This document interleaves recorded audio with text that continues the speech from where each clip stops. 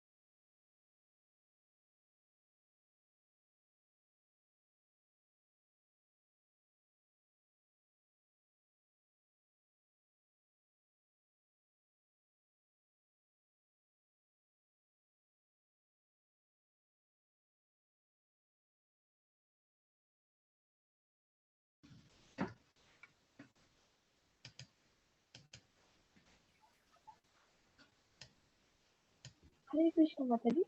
हरे कृष्ण। ओम तत्सदिति सॉरी ओम श्री परमात्मये नमः। अतः नवमोऽध्यायः। श्री भगवानुवाच इदं तु ते गुह्यतमं प्रवक्ष्यामि अनसूयवे ज्ञानं विज्ञानसहितं यज्ञात्वा मोक्ष्यसे शुभात्। नमो भगवते वासुदेवाय। श्री भगवान ने कहा, हे अर्जुन, क्योंकि तुम मुझसे कभी ईर्ष्या नहीं करते, इसलिए मैं तुम्हें यह परम गुह्यतम ज्ञान तथा अनुभूति बतलाऊंगा, जिसे जानकर तुम संसार के सारे क्लेशों में मुक्त हो जाओगे।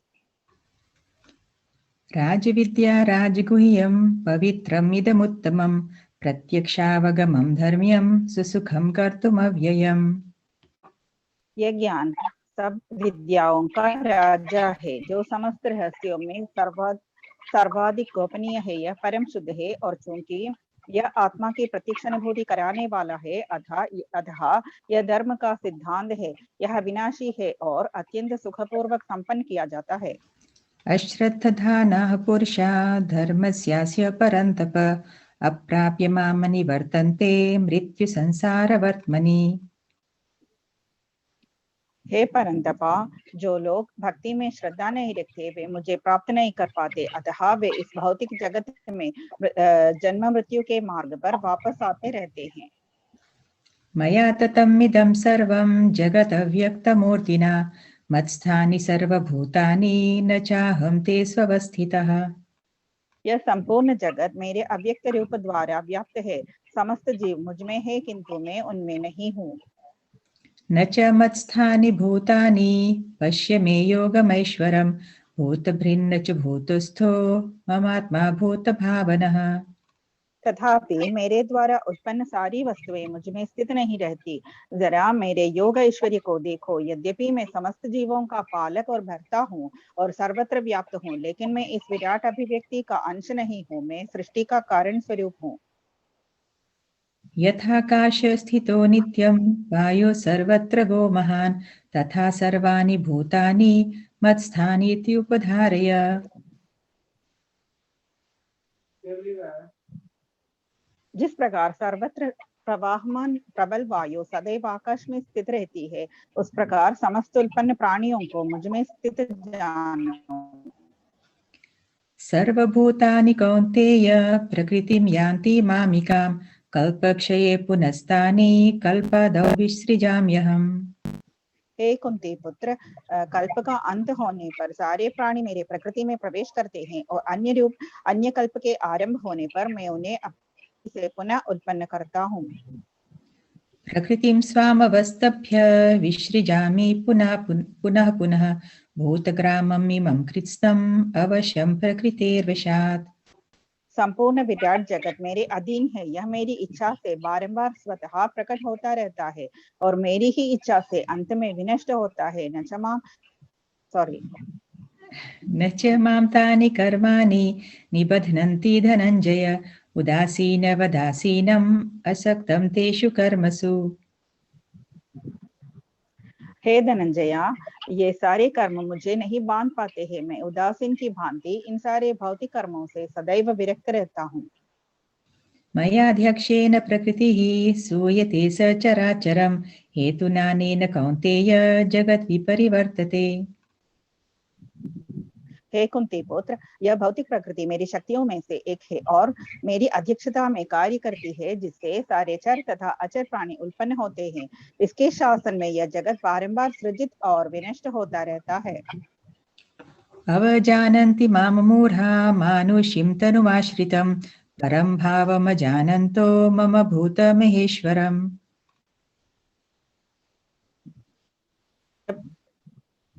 जब मैं मनुष्य रूप में अवतरित होता हूँ तो मुख मेरा उपहास करते हैं। वे मुझे परमेश्वर के दिव्य स्वभाव को नहीं जानते। मोघाशमोघकर्माणो मोघज्ञानविचेतसः राक्षसीमासुरीं चैव प्रकृतिं मोहिनीं श्रितः। जो लोग इस प्रकार मोहग्रस्त होते हैं वे आसुरी तथा नास्तिक विचारों के प्रति आकृष्ट रहते हैं। इस मोहग्रस्त अवस्था में उनकी मुक्ति, आशा, उनके सकाम कर्म तथा ज्ञान का अनुशीलन सभी निष्फल हो जाते हैं। महात्मानस्तु मां पार्थ दैवीं प्रकृतिमाश्रिताः भजन्त्यनन्यमनसो ज्ञात्वा भूतादिमव्ययम्। हे पार्थ, मोहमुक्त महात्मा जन देवी प्रकृति के संरक्षण में रहते हैं। वे पूर्णतः भक्ति में निमग्न रहते हैं क्योंकि वे मुझे आदि तथा विनाशी भगवान के रूप में जानते हैं। सततं कीर्तयन्तो मां यतन्तश्च दृढावृत्ताः नमस्यन्तश्च मां भक्त्या नित्ययुक्ता उपासते। हे महात्मा, मेरी महिमा का नित्य कीर्तन करते हुए दृढ़ संकल्प के साथ प्रयास करते हुए मुझे नमस्कार करते हुए भक्तिभाव से निरंतर मेरी पूजा करते हैं। ज्ञानयज्ञेन चाप्यन्ये यजन्तो मामुपासते एकत्वेन पृथक्त्वेन बहुधा विश्वतो मुखम्। अन्य लोग जो ज्ञान में अनुशीलन द्वारा यज्ञ में लगे रहते हैं वे भगवान की पूजा उनके अवश्य रूप में, विविध रूपों में तथा विश्व रूप में करते हैं। अहं क्रतुरहं यज्ञः स्वधाहम् अहमौषधम् मंत्रोऽहम् अहमेवाजम् अहम् अग्निरहं हुतम्। किंतु मैं ही कर्मकांड में ही यज्ञ, पितरों को दिया जाने वाला अर्पण, औषधि, दिव्य ध्वनि, मंत्र, घी, अग्नि तथा आहुति हूँ। पिताहमस्य जगतो माता धाता पितामहः वेद्यं पवित्रमोङ्कार ऋक्सामयजुरेव च। मैं इस ब्रह्मांड का पिता, माता, आश्रय तथा पितामह हूँ। मैं ये जानने योग्य शुद्धिकर्ता तथा ओमकार हूँ। मैं ऋग्वेद, सामवेद तथा यजुर्वेद भी हूँ। गतिर्भर्ता प्रभु साक्षी निवासः शरणं सुहृत् प्रभवः प्रलयः स्थानं निधानं बीजमव्ययम्। मैं ही लक्ष्य, पालन करता, स्वामी, साक्षी, धाम, शरण स्थली तथा अंत अत्यंत प्रिय मित्र हूँ। मैं सृष्टि तथा प्रलय, सबका आधार, आश्रय तथा अविनाशी बीज भी हूँ। तपाम्यहमहं वर्षं निगृह्णाम्युत्सृजामि च अमृतं चैव मृत्युश्च सदसच्चाहमर्जुन। हे अर्जुन, मैं ही ताप प्रदान करता हूँ और वर्षा को रोकता तथा लाता हूँ। मैं अमरत्व हूँ और साक्षात मृत्यु भी हूँ। आत्मा तथा पदार्थ, सत तथा असत दोनों मुझ में ही में है। त्रैविद्यमां सोमपाः पूतपापा यज्ञैरिष्ट्वा स्वर्गतिं प्रार्थयन्ते ते पुण्यमासाद्य सुरेन्द्रलोकं नश्नन्ति दिव्यान् दिवि देव भोगान्। जो वेदों का अध्ययन करते तथा सोमरस का पान करते हैं, वे स्वर्ग प्राप्ति की गवेषणा करते हुए अप्रत्यक्ष रूप से मेरी पूजा करते हैं। वे पाप कर्मों से शुद्ध होकर इंद्र के पवित्र स्वर्गिक धाम में जन्म लेते हैं, जहाँ वे देवताओं का सदा आनंद भोगते हैं। ते तं भुक्त्वा स्वर्गलोकं विशालं क्षीणे पुण्ये मर्त्यलोकं विशन्ति एवं त्रयीधर्ममनुप्रपन्ना गतागतं कामकामा लभन्ते। इस प्रकार जब वे उपासक विस्तृत स्वर्गिक इंद्रिय सुख को भोग लेते हैं और उनके पुण्य कर्मों के फल क्षीण हो जाते हैं, तो वे मृत्युलोक में पुनः लौट आते हैं। इस प्रकार जो तीनों वेदों के सिद्धांतों में दृढ़ रहकर इंद्रिय सुख की गवेषणा करते हैं, उन्हें जन्म मृत्यु का चक्र ही मिल पाता है। अनन्यश्चिन्तयन्तो मां ये जनाः पर्युपासते तेषां नित्याभियुक्तानां योगक्षेमं वहाम्यहम्। किंतु जो लोग अनन्य भाव से मेरे दिव्य स्वरूप का ध्यान करते हुए निरंतर मेरी पूजा करते हैं, उनकी जो आवश्यकताएं होती है उन्हें मैं पूरा करता हूँ और जो कुछ उनके पास है उसकी रक्षा करता हूँ। येऽप्यन्यदेवता भक्ता यजन्ते श्रद्धयान्विताः तेऽपि मामेव कौन्तेय यजन्त्यविधिपूर्वकम्। हे कुंती पुत्र, जो लोग अन्य देवताओं के भक्त हैं और उनकी श्रद्धा पूर्वक पूजा करते हैं, वास्तव में वे भी मेरी पूजा करते हैं, किंतु वे यह त्रुटिपूर्ण ढंग से करते हैं। अहं हि सर्वयज्ञानां भोक्ता च प्रभुरेव च न तु मामभिजानन्ति तत्त्वेनातश्चवन्ति ते। मैं ही समस्त यज्ञों का एकमात्र भोक्ता तथा स्वामी हूँ।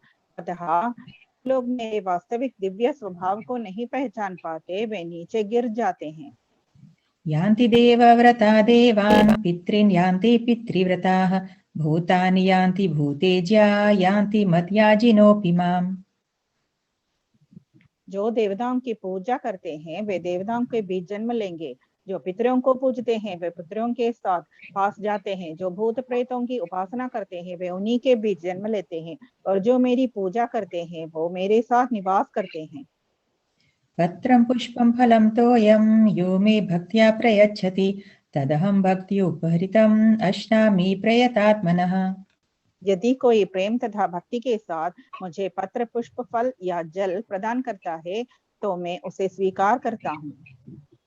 यत्करोषि यदश्नासि यज्जुहोषि ददासि यत्तपस्यासि कौन्तेय तत्कुरुष्व मदर्पणम्। हे कुंती पुत्र, तुम जो कुछ करते हो, जो कुछ खाते हो, जो कुछ अर्पित करते हो या दान देते हो और जो भी तपस्या करते हो उसे मुझे अर्पित करते हुए करो। शुभाशुभफलैरेवं मोक्ष्यसे कर्मबन्धनैः सन्न्यासयोगयुक्तात्मा विमुक्तो मामुपैष्यसि। इस तरह तुम कर्म के बंधन तथा इसके शुभाशुभ फलों से मुक्त हो सकोगे। इस संन्यास योग में अपने चित्त को स्थिर करके तुम मुक्त होकर मेरे पास आ सकोगे। समोऽहं सर्वभूतेषु न मे द्वेषोऽस्ति न प्रियः ये भजन्ति तु मां भक्त्या मयि ते तेषु चाप्यहम्। मैं न तो किसी से द्वेष करता हूँ, न ही किसी के साथ पक्षपात करता हूँ। मैं सबों के लिए समभाव हूँ, किंतु जो भी भक्ति पूर्वक मेरी सेवा करता है वह मेरा मित्र है, मुझ में स्थित रहता है और मैं भी उसका मित्र हूँ। अपि चेत् सुदुराचारो भजते मामनन्यभाक् साधुरेव समन्तव्यः सम्यक् व्यवसितो हि सः। यदि कोई जघन्य से जघन्य कर्म करता है, किंतु यदि वह भक्ति में रत रहता है तो उसे साधु मानना चाहिए, क्योंकि वह अपने संकल्प में अडिग रहता है। क्षिप्रं भवति धर्मात्मा शश्वत् शान्तिं निगच्छति कौन्तेय प्रतिजानीहि न मे भक्तः प्रणश्यति। वह तुरंत धर्मात्मा बन जाता है और स्थायी शांति को प्राप्त होता है। हे कुंती पुत्र, निडर होकर घोषणा कर दो कि मेरे भक्त का कभी विनाश नहीं हो सकता है। मां हि पार्थ व्यपाश्रित्य येऽपि स्युः पापयोनयः स्त्रियो वैश्यास्तथा शूद्रास्तेऽपि यान्ति परां गतिम्। हे पार्थ, जो लोग मेरी शरण ग्रहण करते हैं वे भले ही निम्न जन्मा स्त्री, वैश्य और व्यापारी तथा शूद्र श्रमिक क्यों न हो, वे परमधाम को प्राप्त करते हैं। किं पुनर्ब्राह्मणाः पुण्या भक्ता राजर्षयस्तथा अनित्यम् असुखं लोकम् इमं प्राप्य भजस्व माम्। फिर धर्मात्मा ब्राह्मणों, भक्तों तथा राजर्षियों के लिए तो कहना ही क्या है। अतः इस क्षणिक दुखमय संसार में आ जाने पर मेरी प्रेमा भक्ति में अपने आप को लगाओ। मन्मना भव मद्भक्तो मद्याजी मां नमस्कुरु मामे वैश्यसि युक्त्वैवम् आत्मानं मत्परायणः। अपने मन को मेरे नित्य चिंतन में लगाओ, मेरे भक्त बनो, मुझे नमस्कार करो और मेरी ही पूजा करो। इस प्रकार मुझ में पूर्णतया तल्लीन होने पर तुम निश्चित रूप से मुझको प्राप्त होगे। हरे कृष्णा। हरे कृष्णा माता जी, हरे कृष्णा। ओम तत्सदिति श्रीमद्भगवद्गीतासु उपनिषत्सु ब्रह्मविद्यायां योगशास्त्रे श्रीकृष्ण अर्जुन संवादे राजविद्या राजगुह्यो नाम नवमोऽध्याये सम्पूर्ण समाप्तम्। हरि ओम तत्सत्, हरि ओम तत्सत्, हरि ओम तत्सत्। हरे कृष्ण। Thank you. हरे कृष्णा। हरे कृष्णा माता जी।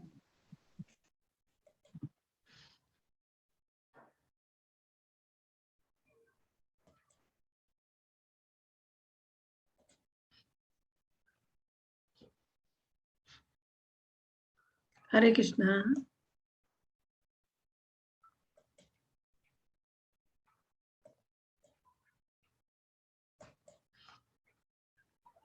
हरे कृष्ण माता जी। हरे कृष्णा माता जी, हरे कृष्णा जी।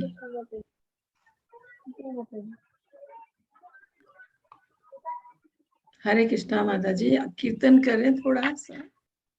जी माता जी।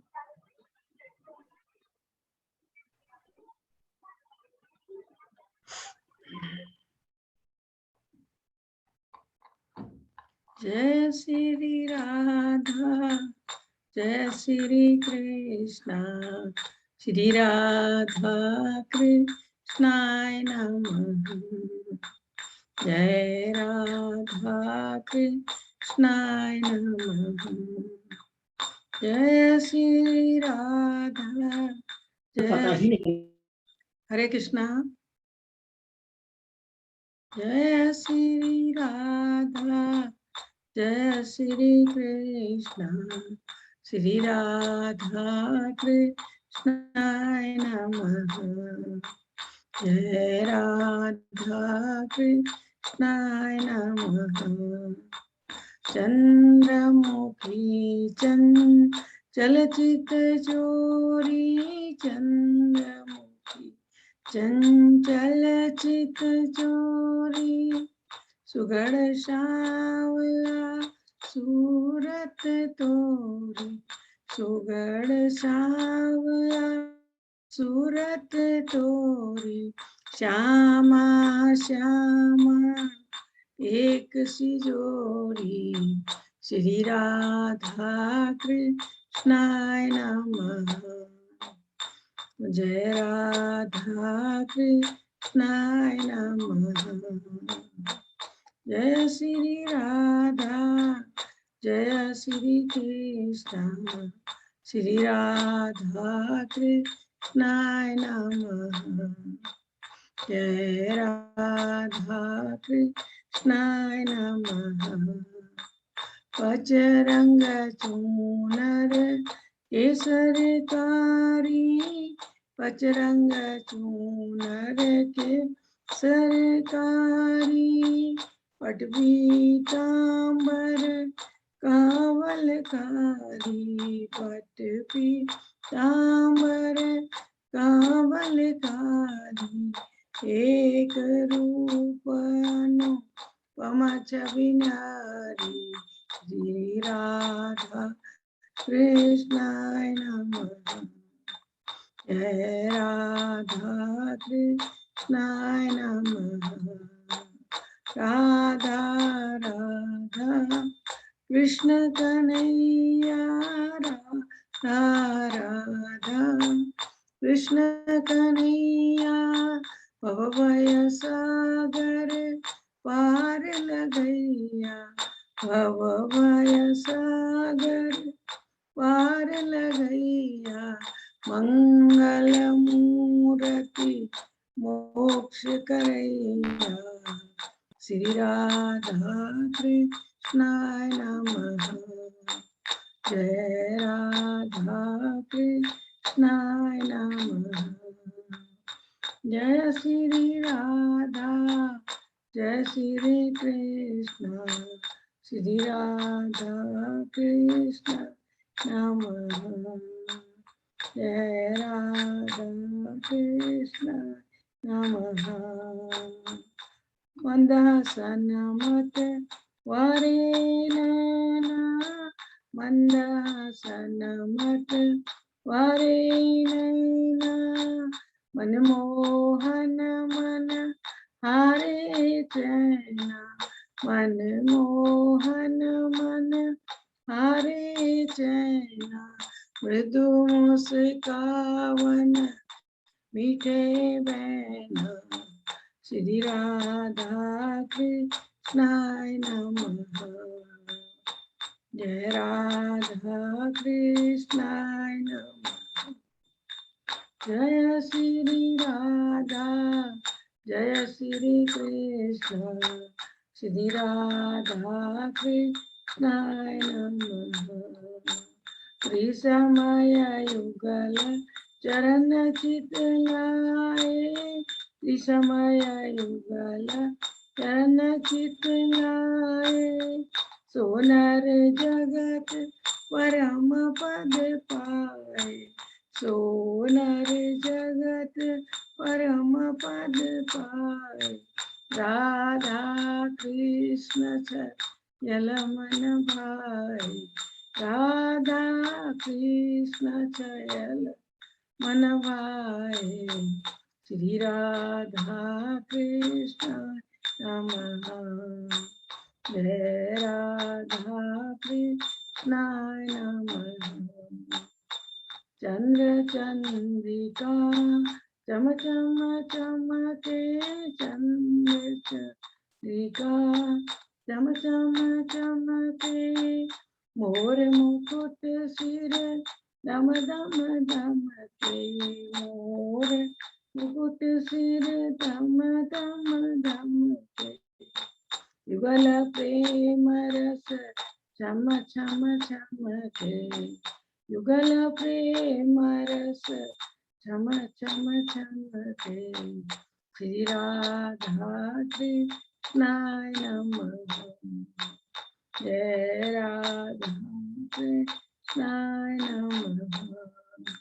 जय श्री राधा जय श्री कृष्ण श्री राधा कृष्णाय नमः। जय राधा कृष्णाय नमः। हे कृष्ण करुणा सिंधु दीनबंधु जगतपते गोपेश गोपिकाकांत राधा कांतम नमस्तुते तप्त कांचन गौरांगी राधे वृंदावनेश्वरी वृषभानुसुते देवी प्रणमामि हरिप्रिये। नमः विष्णुपादाय कृष्णप्रेष्ठाय भूतले श्रीमते भक्तिवेदांत स्वामी इति नामिने। नमस्ते सरस्वती देवी गौरवाणी प्रचारिणी निर्विशेषा शून्यवादी पाश्चात्य देश तारणे। जय हो श्री कृष्ण चैतन्य प्रभु नित्यानंद श्री अद्वैत गदाधर शिवासादि गौर भक्तवृंद। हरे कृष्ण कृष्ण कृष्ण हरे हरे, हरे राम राम राम हरे हरे। हरे कृष्णा माता जी, हरे कृष्ण। हरे कृष्ण माता जी। हरे कृष्णा प्रभु जी। जी माता जी अभी समय तो बचा है थोड़ा, 8 मिनट जी, बचे हैं। जी प्रभु जी। कोई जी जी जी अगर है तो ले लीजिए। जी माता जी, एक हैंड रेज है जी अंकित प्रभु जी, अपना प्रश्न पूछिए। हाँ मैम, मैं बोल अरे रहा हूँ कि जी हरे कृष्णा। हाँ मैम, हरे कृष्णा मैम। मैम बोलिए। बोल रहा हूँ कि जो क्विज है उसमें मैं रजिस्टर और लॉगिन बहुत बार किया हूँ पर खेल नहीं पाता हूँ, तो उसके लिए मैं क्या करूँ? कि- भगवत गीता का मैम। क्या हुआ प्रभु जी? मैम भगवत गीता का जो क्विज आप भेजती हैं, जो रजिस्टर और लॉगिन, कई बार मैंने देखा है, कई बार किए पर नहीं हुआ है, तो मैम उसको हम क्या तो नहीं होगा। आप मैं मेरा नंबर चैट बॉक्स में डाल रही हूँ, आप मुझे मैसेज या कॉल कीजिए, मैं बता दूंगी। ठीक है मैम। हे माता जी। हरे कृष्णा। जी माता जी, एक ही हैंड रेज था। जी माता जी। जी प्रभु जी, कोई बात नहीं, अभी लोग बहुत कम है, मैं थोड़ा रुकती हूँ। जी ठीक है जी माता जी। जी।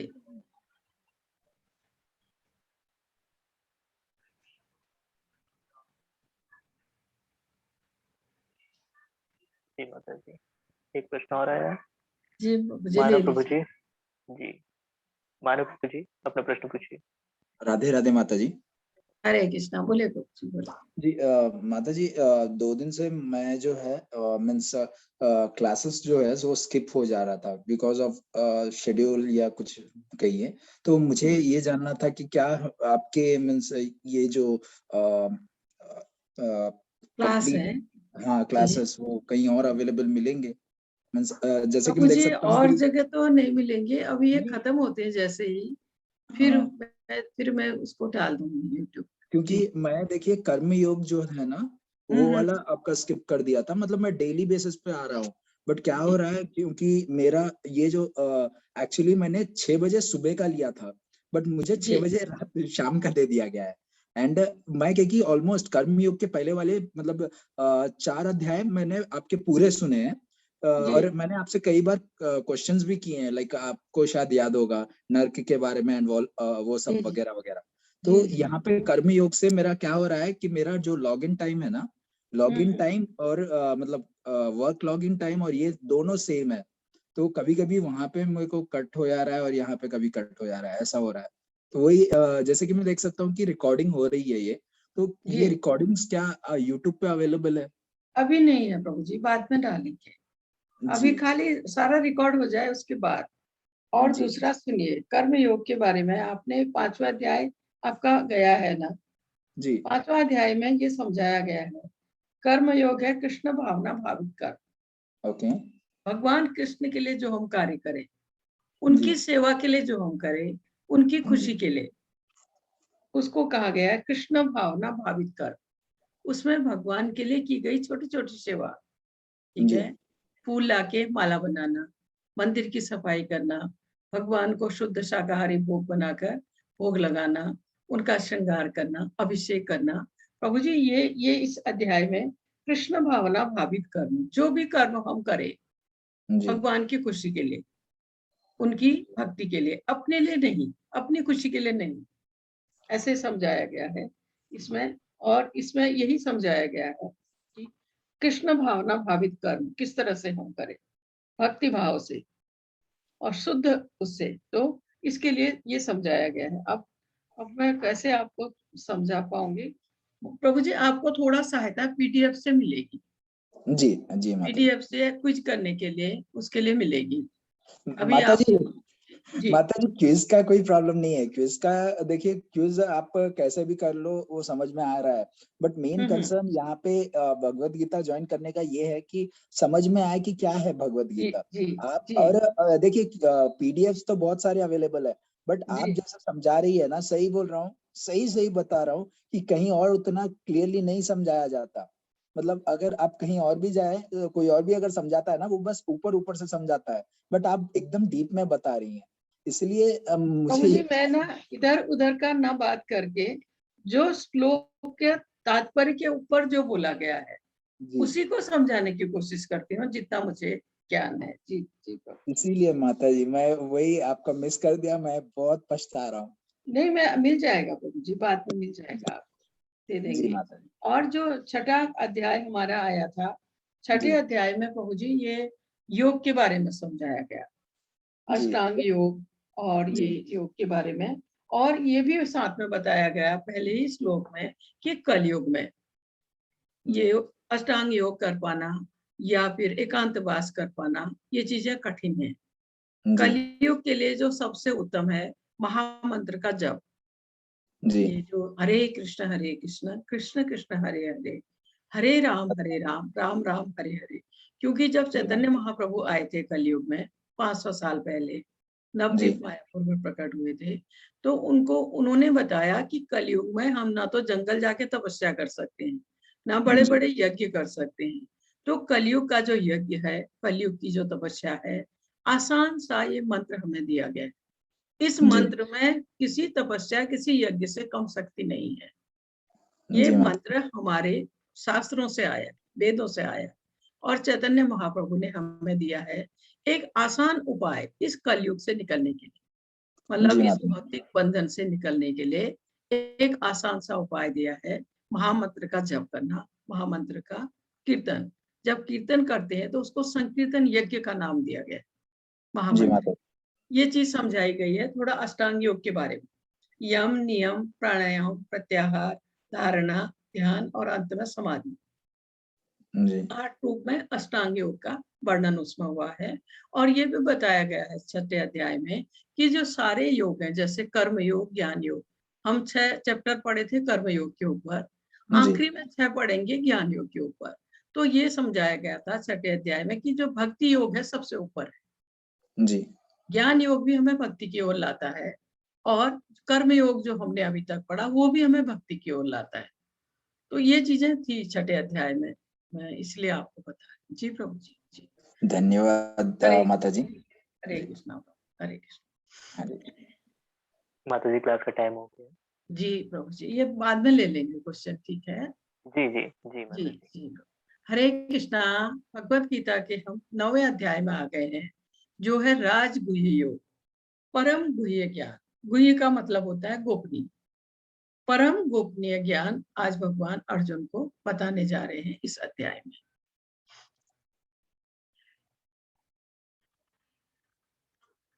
इसका पहला श्लोक इसमें दिया है। माता जी। जी जी जी प्रभु जी। जी माता जी, मधुरा माता जी आई हैं, उनको होस्ट बना दें। जी जी जी प्रभु जी, एक सेकंड। जी प्रभु जी, हो गया। जी माता जी धन्यवाद माता जी। हरे हरे कृष्ण। हरे कृष्ण माता जी। हरे कृष्णा माता जी, हरे कृष्णा जी।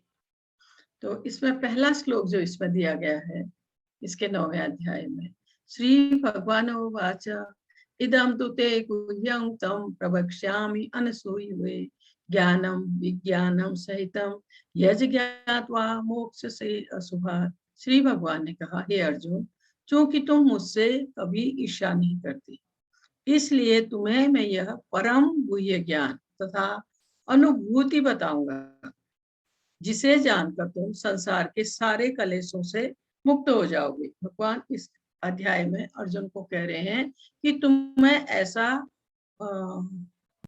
ऐसा ज्ञान बताऊंगा, गुह्य गोपनीय ज्ञान बताऊंगा, जिससे तुम फिर जानकर तुम संसार के सारे कलेशों से मुक्त हो जाओगे, ऐसा अर्जुन को कहा है। और इसमें ये भी बताया गया है इस अध्याय में कि नवधा भक्ति के द्वारा 9 तरह से भगवान की भक्ति के द्वारा हम कृष्ण भावनामृत तक पहुंच सकते हैं। वो नौ तरह की जो भक्ति वो है श्रवण, पहला श्रवण, कीर्तनम, श्रवणम, पाद सेवनम, अर्चनम, बंदनम, दास्यम, साक्यम, आत्मसमर्पण या आत्मनिवेदनम। 9 प्रकार से भगवान की भक्ति करके हम कृष्ण भावनामृत तक पहुंच सकते हैं। इसको नवधा भक्ति कहते हैं। इसमें सबसे ऊपर है श्रवण, बार बार भगवान के बारे में सुनना, भगवान के बारे में श्रवण करना, ये इसमें नवधा भक्ति में सबसे ऊपर बताया गया है। तो यहाँ भगवान कह रहे हैं कि मैं ऐसा ज्ञान तुम्हें बताऊंगा जिसे जानकर तुम संसार के सारे कलेशों से मुक्त हो जाओगी। इसके लिए कहा है इसमें इसका दूसरे श्लोक में राज विद्या राजगुह्यम पवित्रम विदमुत्तमम प्रत्यक्षागमम घमर्यम सुसुखम कर्तुम अपव्ययम। भगवान कह रहे हैं यह जानकर, यह ज्ञान जो भगवान बताने जा रहे हैं, यह ज्ञान सब विद्याओं का राजा है, जो समस्त रहस्यों में सर्वाधिक गोपनीय है। यह परम शुद्ध है, क्योंकि यह आत्मा की प्रत्यक्ष अनुभूति कराने वाला है। अतः यह धर्म का सिद्धांत है, यह अविनाशी है और अत्यंत सुखपूर्वक संपन्न किया जाता है। इसके लिए कहा गया है भगवत गीता का यह अध्याय विद्याओं का राजा कहलाता है। 9वां अध्याय जो भगवत गीता का हम पढ़ रहे हैं, इसको विद्याओं का राजा कहा गया है इसको,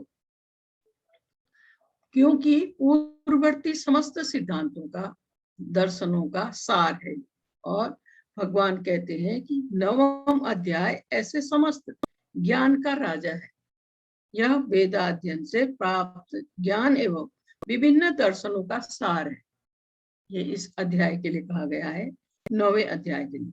यह ज्ञान समस्त कार्यों का शुद्धतम रूप है।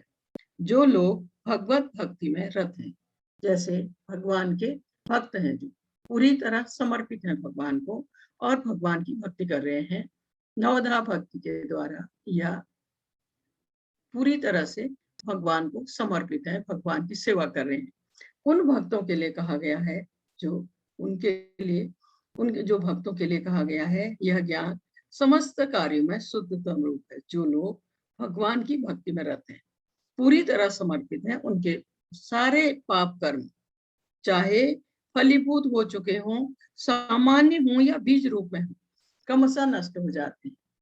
उन भक्तों के लिए कहा है जो भक्त पूरी तरह भगवान की भक्ति में है, समर्पित हैं भगवान को, अनन्य भक्त हैं भगवान के।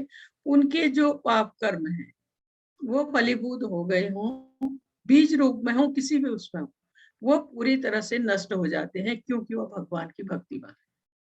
जो भी भक्त है, भले ही जाने अनजाने उससे जो भी हुआ हो, अगर वो समर्पित है भगवान के चरणों में, वो पूरी तरह भगवान की भक्ति कर रहा है, भगवान की सेवा कर रहा है, तो भगवान उस भक्त को शुद्ध कर देते हैं। जाने अनजाने हुए उसके पाप को भगवान नष्ट कर देते हैं। वही चीज इसमें बताई गया है, बशर्ते हो भगवान का भक्त हो, अनन्य भक्त हो, उसमें कहा गया है। और जो व्यक्ति भक्ति से अवगत होता है, वही जान सकता है कि भक्तिमय कार्य भौतिक नहीं होते और वो सब आध्यात्मिक होते हैं और प्रकृति के गुणों से सर्वथा अदूषित होते हैं। क्योंकि ये भौतिक जगत में हर चीज प्रकृति के गुणों से दूषित हो जाती है। प्रकृति के गुण यहाँ जो भौतिक जगत में, और जहाँ तक कि व्यक्ति मनुष्य प्रकृति के बंधन में है, प्रकृति के 3 गुणों के बंधन में है, सतोगुण, रजोगुण, तमोगुण, उसके बंधन में है प्रत्येक व्यक्ति। लेकिन जो कार्य हम भगवान की भक्ति के लिए करते हैं, जो भगवान की सेवा में करते हैं, जो भगवान को खुश करने के लिए करते हैं, वो कार्य भौतिक नहीं है, वो आध्यात्मिक है और वो प्रकृति के गुणों से अछूते हैं, प्रकृति के गुण उनको नहीं छूते। ऐसा दिया है। इसके बाद कहा है, हे परम तप, जो लोग भक्ति में श्रद्धा नहीं रखते वे मुझे प्राप्त नहीं कर पाते, अतः वे इस भौतिक जगत में जन्म मृत्यु के मार्ग पर वापस आते रहते हैं। उन लोगों के लिए कहा गया है जो नास्तिक है, जो भगवान को नहीं मानते हैं और उनकी भक्ति नहीं करते हैं। वैसे लोग, क्योंकि जब भगवान की भक्ति नहीं करेगा वो भगवान को कैसे प्राप्त कर सकता है। अतः वे इस भौतिक जगत में जन्म मृत्यु के मार्ग पर वापस आते रहते हैं। इसी भौतिक जगत में बार बार शरीर बदलेंगे, यहीं रह जाएंगे हमेशा के लिए। कभी मनुष्य रूप में रहेंगे, कभी पशु रूप में, कभी पक्षी के रूप में, कभी कीड़े मकोड़े के रूप में। वो यही शरीर बदलेंगे क्योंकि वो बंधन में है भौतिक प्रकृति की। और इस बंधन से निकलने का एकमात्र उपाय है भगवत भक्ति। और भगवत भक्ति नास्तिक लोग करते नहीं, भगवान को वो लोग मानते नहीं, तो वो हमेशा यही रह जाएंगे इसी भौतिक बंधन में, यही शरीर बदलेंगे। इसलिए कहा है जन्म मृत्यु के मार्ग पर वापस आते जाते रहेंगे, क्योंकि जन्म मृत्यु का जो चक्र है वो उसी में फंसे रह जाएंगे। इसके बाद का यह संपूर्ण जगत मेरे अव्यक्त रूप द्वारा व्याप्त है। इसमें कहा है समस्त जीव मुझ में है किंतु मैं उनमें नहीं हूँ। भगवान कह रहे हैं, भगवान श्री कृष्ण का नाम, यश, लीलाएं कुछ भी भौतिक इंद्रियों के द्वारा हम नहीं देख सकते हैं, नहीं समझा जा सकता है, क्योंकि हमारी भौतिक इंद्रियां इन सबको नहीं देख सकती हैं, ना ही समझ सकती। किसी की भी भौतिक इंद्रियां, आप देखिए महाभारत के युद्ध में कितने लोग थे, कोई नहीं, भगवान सबके सामने थे, सबके पास थे, सबसे बात कर रहे थे, पर उन्हें कोई नहीं पहचान पाया सिवाय भीष्म पितामह, क्योंकि जो हमारी भौतिक इंद्रियां हैं यह नहीं जान सकती, नहीं पहचान सकती हैं भगवान को। इसमें कहा है और जिसने भगवान के प्रति दिव्य प्रेम उत्पन्न कर लिया, भगवान के प्रति दिव्य प्रेम कौन उत्पन्न कर पाएगा? जो उनका भक्त होगा, जो भगवान की भक्ति कर रहा होगा, उसके लिए कहा गया है जिसने दिव्य प्रेम उत्पन्न कर लिया हो तो वह सदैव अपने अंदर और बाहर गोविंद को महसूस करता है, दर्शन करता है उनके, जो उनका परम भक्त हो जाए, जैसे प्रभुपाद जी थे। ऐसा भक्त भगवान को महसूस करता है अपने अंदर और बाहर, और उनसे बात करता है, ऐसे इसमें कहा गया है। महसूस करता है भगवान गोविंद को, देख सकता है, इसके लिए कहा। और इस दृष्टि से, इस भौतिक दृष्टि से हम उन्हें न देख पाते हैं न महसूस कर पाते हैं, के लिए कहा है। ये इसका दिया है पांचवा श्लोक के लिए। इसमें यद्यपि मेरे द्वारा उत्पन्न सारी वस्तुएं मुझ में नहीं रहती, जरा मेरे योग ऐश्वर्य को देखो। यद्यपि मैं समस्त जीवों का पालक, भरता हूं और सर्वत्र व्याप्त, लेकिन मैं इस विराट अभिव्यक्ति का अंश नहीं हूं, मैं सृष्टि का कारण स्वरूप। ऐसे यहाँ भगवान कह रहे हैं कि यद्यपि मैं इसमें जीवों का पालन कर, भगवान कह रहे हैं मैं समस्त जीवों का पालन करता हूँ, भरता हूँ। मेरे योग ऐश्वर्य को देखो। भगवान के ऐश्वर्य के बारे में बताया था, षड ऐश्वर्य, 6 ऐश्वर्य हैं भगवान के, जो असीमित हैं, अपार हैं, उनके बारे में बताया था। उसमें भगवान का रूप, भगवान के बराबर सुंदर कोई नहीं, भगवान की शक्ति, उनके बराबर बलवान कोई नहीं, भगवान का ऐश्वर्य, प्रसिद्धि, उनके बराबर किसी के पास नहीं, और भगवान का वैभव। उसके बाद भगवान का ज्ञान और वैराग्य, ये 6 ऐश्वर्य भगवान के थे। तो भगवान कह रहे हैं मेरे योग ऐश्वर्य को देखो। यद्यपि मैं समस्त जीवों का पालक, भरता हूँ, सबके पालनहार है, सर्वत्र व्याप्त हूँ, मैं हर जगह, लेकिन मैं इस विराट अभिव्यक्ति का अंश नहीं हूँ, तो भी मैं इस भौतिक जगत से अलग हूँ। मैं सृष्टि का कारण स्वरूप, भगवान के द्वारा ही समस्त सृष्टि है, भगवान ही पालन करता है। आप ये सोचिए कि उनकी एक दृष्टि डालने से, एक दृष्टि मात्र से पूरी प्रकृति कार्यशील हो जाती है। जब प्रलय आता है, सब कुछ उनमें समा जाता है, उसके बाद जब ब्रह्मा जी की सुबह होती है, तो फिर भगवान एक दृष्टि डालते हैं प्रकृति की ओर, पूरी प्रकृति कार्यशील हो जाती है। इसके लिए कहा है मैं सृष्टि का कारण स्वरूप, भगवान सृष्टि करता है, लेकिन वो फिर भी इस भौतिक उससे अलग है, भौतिक उससे अलग है, क्योंकि भगवान दिव्य है, उनकी हर चीज दिव्य है, और इस भौतिक जगत में हर चीज भौतिक है। यहाँ तक कि हमारा शरीर सब कुछ भौतिक है, किसी भी क्षण नष्ट होने वाला है, लेकिन भगवान अविनाशी है। इसलिए कहा है सृष्टि का कारण स्वरूप होने पर भी मैं सृष्टि से एकदम अलग हूँ। फिर कहा है इसमें, जिस प्रकार सर्वत्र प्रवाहमान प्रबल वायु सदैव आकाश में स्थिर रहती है, उसी प्रकार समस्त उत्पन्न प्राणियों को मुझ में स्थित जानो। इसमें कहा है समस्त विराट जगत भगवान के अधीन है, भगवान की इच्छा के बिना पत्ता भी नहीं हिलता, ऐसा हम कहते हैं। इस प्रकार प्रत्येक वस्तु उनकी है और इच्छा के अधीन है, उनकी इच्छा के अधीन गतिशील है। जैसे सूर्य और चंद्रमा को भगवान के नेत्र कहा गया है। सूर्य में रोशनी फैलाने की अपार शक्ति है, पर वो भगवान की आज्ञा से ही अपनी धुरी में घूमता है। सूर्य उसी प्रकार चंद्रमा रात को आकर हमारी वनस्पतियों को रस प्रदान करते हैं, जिससे फल सब्जी अनाज ये सब बहुत स्वादिष्ट हो जाता है, वो भी भगवान की आज्ञा से ही ऐसा करते हैं। इसमें ऐसा बताया गया।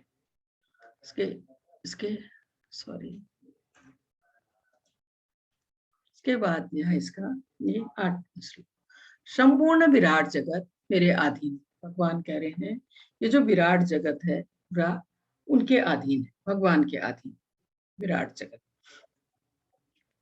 वह मेरी इच्छा से बार बार स्वतः प्रकट होता रहता है, मेरी इच्छा से अंत में विनिष्ट हो जाता है। ये जो विराट जगत है इसकी सृष्टि भगवान के द्वारा होती है और फिर प्रलय का समय आता है, सब कुछ भगवान में ही समा जाता है, अंत में विनिष्ट हो जाता है। कह रहे हैं भगवान में ही समा जाता है इसमें। तो इसमें कहा गया है भगवान की इच्छा से ही हर चीज, कहते हैं ना भगवान की इच्छा के बिना तो पत्ता भी नहीं हिलता है, इसलिए स्वतः ही प्रकट होता है उनकी इच्छा से। उनकी एक दृष्टिपात से प्रकृति कार्यशील हो जाती है और उनकी इच्छा से सब कुछ प्रलय के समय सब कुछ उन्हीं में समा जाता है वापिस। ऐसे इसमें कहा है कि हर चीज भगवान की है, उन्हीं के आज्ञा से सब कुछ चलता है, ऐसा इसमें कहा। उसके बाद इसका ये 10वां श्लोक दिया है इसमें, मयाध्यक्षेण प्रकृति सूयते सचराचरम हेतु नानेन कौन्तेय जगद विपरिवर्तते। इसमें कहा हे कुंती पुत्र, यह भौतिक प्रकृति मेरी शक्तियों में से एक है, भौतिक प्रकृति, और मेरी अध्यक्षता में कार्य करती। इसमें कहा गया है जिससे सारे चर तथा अचर प्राणी उत्पन्न होते हैं। इसके शासन में यह जगत बार बार सजित और विनिष्ट होता रहता है। यही चीज उसमें फिर से बताई गई है कि भगवान अपने वैकुंठ लोक में सदैव व्यस्त रहते हैं। भगवान तो लीला करते रहते हैं अपने वैकुंठ धाम में या गोलोक वृंदावन में। इसमें कहा है सदैव दिव्य आनंदमयी आध्यात्मिक कार्यों में रत रहते हैं भगवान, किंतु इन भौतिक कार्यों से उनका कोई सरोकार नहीं रहता है।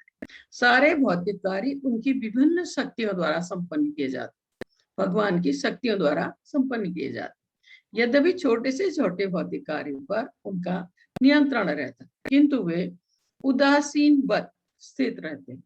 यहाँ पर उच्च न्यायालय के न्यायाधीश का उदाहरण दिया जा सकता है, जो अपने आसन का, इसमें कहा गया है, जो अपने आसन पर बैठा रहता है, उसके आदेश से अनेक तरह की बातें घटती रहती हैं। कुछ भी जो है उसका जज बोलते रहते हैं, वो सुनता रहता है, लेकिन वो शांत बैठा रहता है।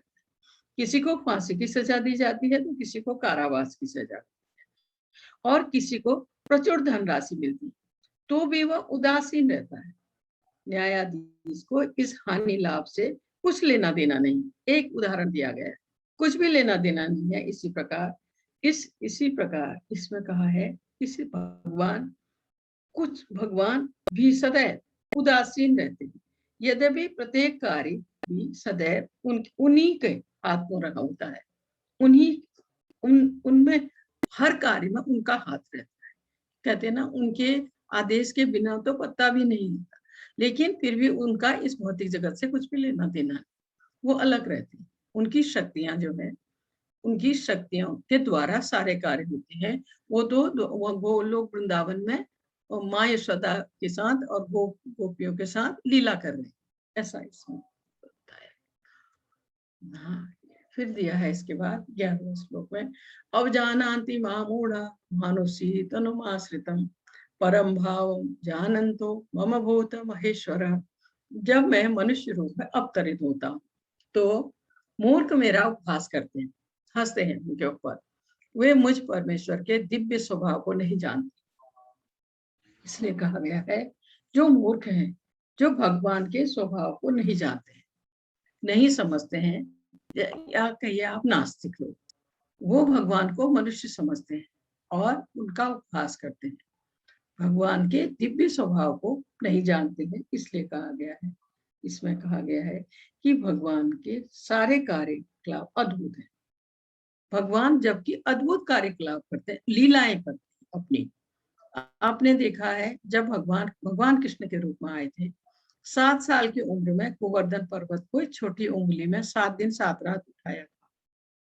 यह काम कोई सामान्य मनुष्य नहीं कर सकता। और कंस के द्वारा भेजे गए कितने उनको कंस के द्वारा भेजे गए कई राक्षसों को भगवान ने बहुत छोटी उम्र में मारा था।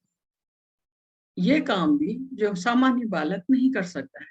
उनकी लीलाएं इतनी लीलाएं भगवान ने की है, लेकिन ये जो मूर्ख लोग हैं या नास्तिक लोग हैं तो भी वो विश्वास नहीं करते हैं, वो नहीं समझते हैं कि वो ये दिव्य शक्ति है और भगवान है, वो नहीं समझते हैं इस चीज को। इसके लिए कहा गया है कि भगवान कृष्ण का शरीर सच्चिदानंद है। भगवान कुरुक्षेत्र में अर्जुन के मित्र बनकर सामान्य पुरुष की भांति कार्य कर रहे थे, उनके सारथी बनकर। क्योंकि सारथी तो कोई भी बन सकता है, लेकिन भगवान अर्जुन के सारथी बने हुए थे। वेदों में भी ऐसे अन्य कई वर्णन हैं। भगवान कृष्ण के सच्चिदानंद स्वरूप होने पर भी कई विद्वान तथा अभक्तगण उस पर टीका करते हैं और उन्हें सामान्य पुरुष कहकर उनका उपहास करते हैं। ऐसे के लिए कहा गया है। तो इसलिए कहा गया है ऐसे जो लोग हैं भगवान को कभी प्राप्त नहीं कर सकते हैं और हमेशा जन्म मृत्यु के चक्र में ही फंसे रह जाते हैं।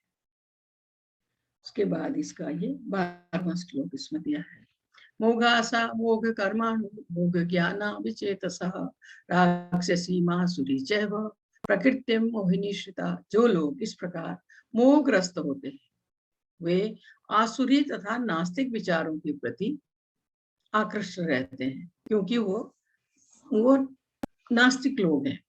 इसलिए कहा गया है इस मोहग्रस्त अवस्था में उनकी मुक्ति की आशा, उनके सकाम कर्म तथा ज्ञान का अनुशीलन सभी विफल हो जाता है। इस मोह, क्योंकि मोहग्रस्त है वो भगवान को सामान्य मनुष्य समझते हैं। इसलिए कहा गया है ऐसे अनेक भक्त हैं जो अपने को कृष्ण भावनामृत तथा भक्ति में रत दिखलाते हैं। ये लोग ढोंग भी करते हैं, नास्तिक होने के साथ साथ भक्त होने का ढोंग भी करते हैं। इसमें कहा है भक्ति में रत, और अंतःकरण से वे भगवान कृष्ण को परब्रह्म नहीं मानते। ऐसे लोगों को कभी भी भक्ति का फल भगवत धाम प्राप्त नहीं होता है। इसी प्रकार जो पुण्य कर्म में लगे रहकर अंतः गोत्वा इस भवबंधन से मुक्त होना चाहते हैं वे सफल नहीं हो पाते। अतः भगवान कृष्ण को सामान्य व्यक्ति मानना घोर अपराध है। जो ऐसा करते हैं वे उससे निरंतर, इसमें कहा है, रूप से मोहग्रस्त रहते हैं, क्योंकि वे कृष्ण के शाश्वत रूप को नहीं समझ पाते और हमेशा जन्म मृत्यु के चक्र में ही फंसे रह जाते हैं। क्योंकि भगवान को सामान्य समझना या मनुष्य समझना अपराध है, वो सच्चिदानंद है, परमात्मा के लिए कहा गया। इसके बाद दिया है इसका 13वां, महात्मानस्तु मा पार्थ दैवी प्रकृति माश्रितः भजन्ते अनन्य मनसो ज्ञात्वा भूतादिम अपव्यय। हे पार्थ, मोह मुक्त जो इस भौतिक जगत के मोह से मुक्त हो गया है, महात्मा जन, महान आत्मा, महात्मा का अर्थ होता है महान आत्मा जन, दैवी प्रकृति के संरक्षण में रहते हैं। वो भौतिक प्रकृति से हट गए हैं, दैवी प्रकृति के संरक्षण में रहते हैं। वे पूर्णतः भक्ति में निमग्न रहते हैं, पूरी तरह भगवान की भक्ति में रहते हैं। क्योंकि वे मुझे आदि तथा अविनाशी भगवान के रूप में जानते हैं। ऐसे महात्माओं के लिए कहा गया है जो पूरी तरह से दैवी प्रकृति के संरक्षण में है, भौतिक प्रकृति ने से अलग हो गए या मुक्त हो गए और पूरी तरह भगवान की भक्ति में निमग्न है। पूरी तरह से हर समय भगवान की ही भक्ति करते हैं, क्योंकि वे आदि तथा अविनाशी पुरातन आदि पुरुष भी कहा गया है भगवान को। अविनाशी उसको कहते हैं जिसका कभी नाश नहीं होता। अविनाशी भगवान के रूप में जानते हैं। इसके लिए जो यहाँ आया है, इसमें कहा गया है कि महात्मा शब्द का वर्णन आया है। महात्मा का अर्थ है महान आत्मा।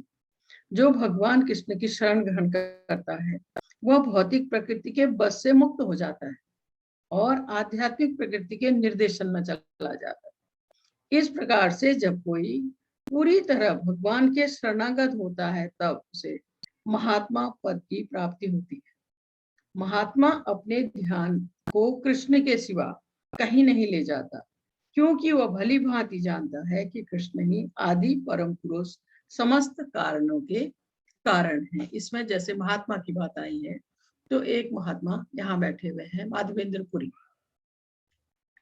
चैतन्य महाप्रभु के शिष्य हैं माधवेंद्र पुरी और सन्यासी हैं। ये आए थे वृंदावन घूमने और इन्होंने गोवर्धन परिक्रमा की और ये भूखे हैं। सन्यासी न तो भोजन बना के खा सकता है और न किसी के गृहस्थ के घर में रह सकता है। यहाँ तक कि सन्यासी को अपने घर में रहने की भी इजाजत नहीं होती, किसी से परिवार के किसी जनों से नहीं मिल सकता है। सन्यासी को सिर्फ माँ से मिलने की इजाजत होती है।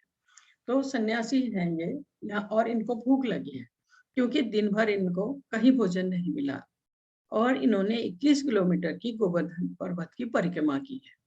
थके भी हैं, भूख भी लगी है और पेड़ के नीचे बैठकर ये हाथ देख रहे हैं, माला जप रहे हैं, भगवान का भगवत नाम का महामंत्र का जप कर रहे हैं।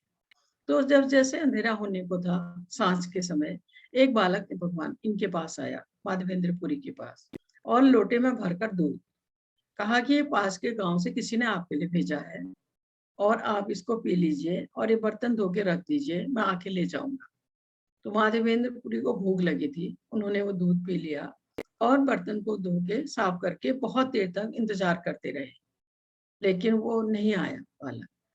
तो उसके बाद उनको बैठे बैठे ही आंख लगी तो स्वप्न में उसी बालक को देखा। असल में वो बालक कोई मनुष्य नहीं था, भगवान स्वयं आए थे अपने भक्त के लिए दूध लेकर। उस भगवान को अपने भक्त का ध्यान रहता है ना कि उनका भक्त भूखा बैठा है, ये सोचकर वो स्वयं दूध लेकर आए थे उनके लिए, माधवेंद्र पुरी के लिए। तो सपने में यही बालक फिर से आया और माधवेंद्र पुरी को कहा कि मुझे मुझे यहाँ एक इससे थोड़ा ऊपर जाओ, जहाँ तुम बैठे हो, गोवर्धन पर्वत के थोड़ा ऊंचाई में जाने पर झाड़ियों में एक मूर्ति है भगवान की, उसको निकलवाओ वहां से। ये बताकर, वो जगह बताकर वो अंतर्ध्यान हो गए भगवान। जब सुबह ये उठे, माधवेंद्र पुरी के यहाँ बैठे बैठे ही ऐसे आंख लगी थी, तो उन्होंने जो आसपास के गांव के लोग थे उनको इकट्ठा किया और फिर वो सपने में जो जगह बताई थी वहां गए तो सचमुच झाड़ी के अंदर एक बहुत ही सुंदर भगवान की मूर्ति थी। तो इन लोगों ने उसको निकाला, फिर उनका अभिषेक किया, वहीं पास में अच्छी सी जगह निहित करके उसमें मूर्ति को स्थापित किया। गांव के लोग जो आए थे अपने घर से कुछ न कुछ सामग्री लेके आए, भगवान का भोग बना, उनको भोग लगाया। तो ये चीजें यहाँ घटी सब इनके सामने, माधवेंद्र पुरी के सामने। तो मूर्ति बहुत सुंदर मूर्ति वहां दबी हुई थी। असल में जब मुगलों के समय में मूर्तियां जब तोड़ दी गई, मंदिर तोड़ दिए गए, उस समय में कुछ मूर्तियां लोगों ने ऐसे छुपा दी थी और कुछ मूर्तियां जयपुर चली गई, चुपचाप छुपा के जयपुर पहुंचा दिए। इसलिए जयपुर को गुप्त वृंदावन भी कहते हैं, जयपुर में। और तो ये मूर्ति निकाली, बहुत ही सुंदर मूर्ति निकाली भगवान की, उन्होंने स्थापना की, उसकी भोग लगाया। उसके बाद माधवेंद्र पुरी को फिर से सपना आया रात को कि मुझे गर्मी लग रही है। मूर्ति के रूप में जो भगवान थे उन्होंने माधवेंद्र पुरी को कहा मुझे गर्मी लग रही है, आप नीलांचल जाकर मेरे लिए चंदन लेकर आओ। नीलांचल आजकल जिसको हम जगन्नाथपुरी कहते हैं, उसका नाम नीलांचल है। हो सकता है वहां चंदन ज्यादा मिलता हो, ये मुझे मालूम नहीं, लेकिन ये चल दिए, माधवेंद्रपुरी चल दिए भगवान के लिए चंदन लेने। उन दिनों बहुत पैदल चलना होता था। तो ये पहुंचे उड़ीसा, ये नीलांचल के थोड़ा पहले, उड़ीसा में ही, यहाँ जगन्नाथपुरी से थोड़ा पहले पालासोर करके जगह है, एक रेलवे स्टेशन है वहाँ।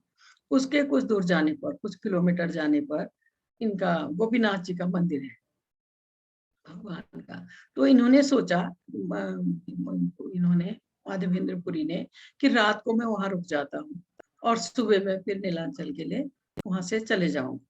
तो वो आए वहां सांझ के समय, जब वहां आरती हो रही थी, उन्होंने आरती अटेंड की। फिर वो एक बेंच में सोने के लिए जा रहे थे, तब उनको पता लगा कि यहाँ भगवान को खीर के बर्तन, 12 बर्तन भोग लगाए जाते हैं, 12 बर्तन।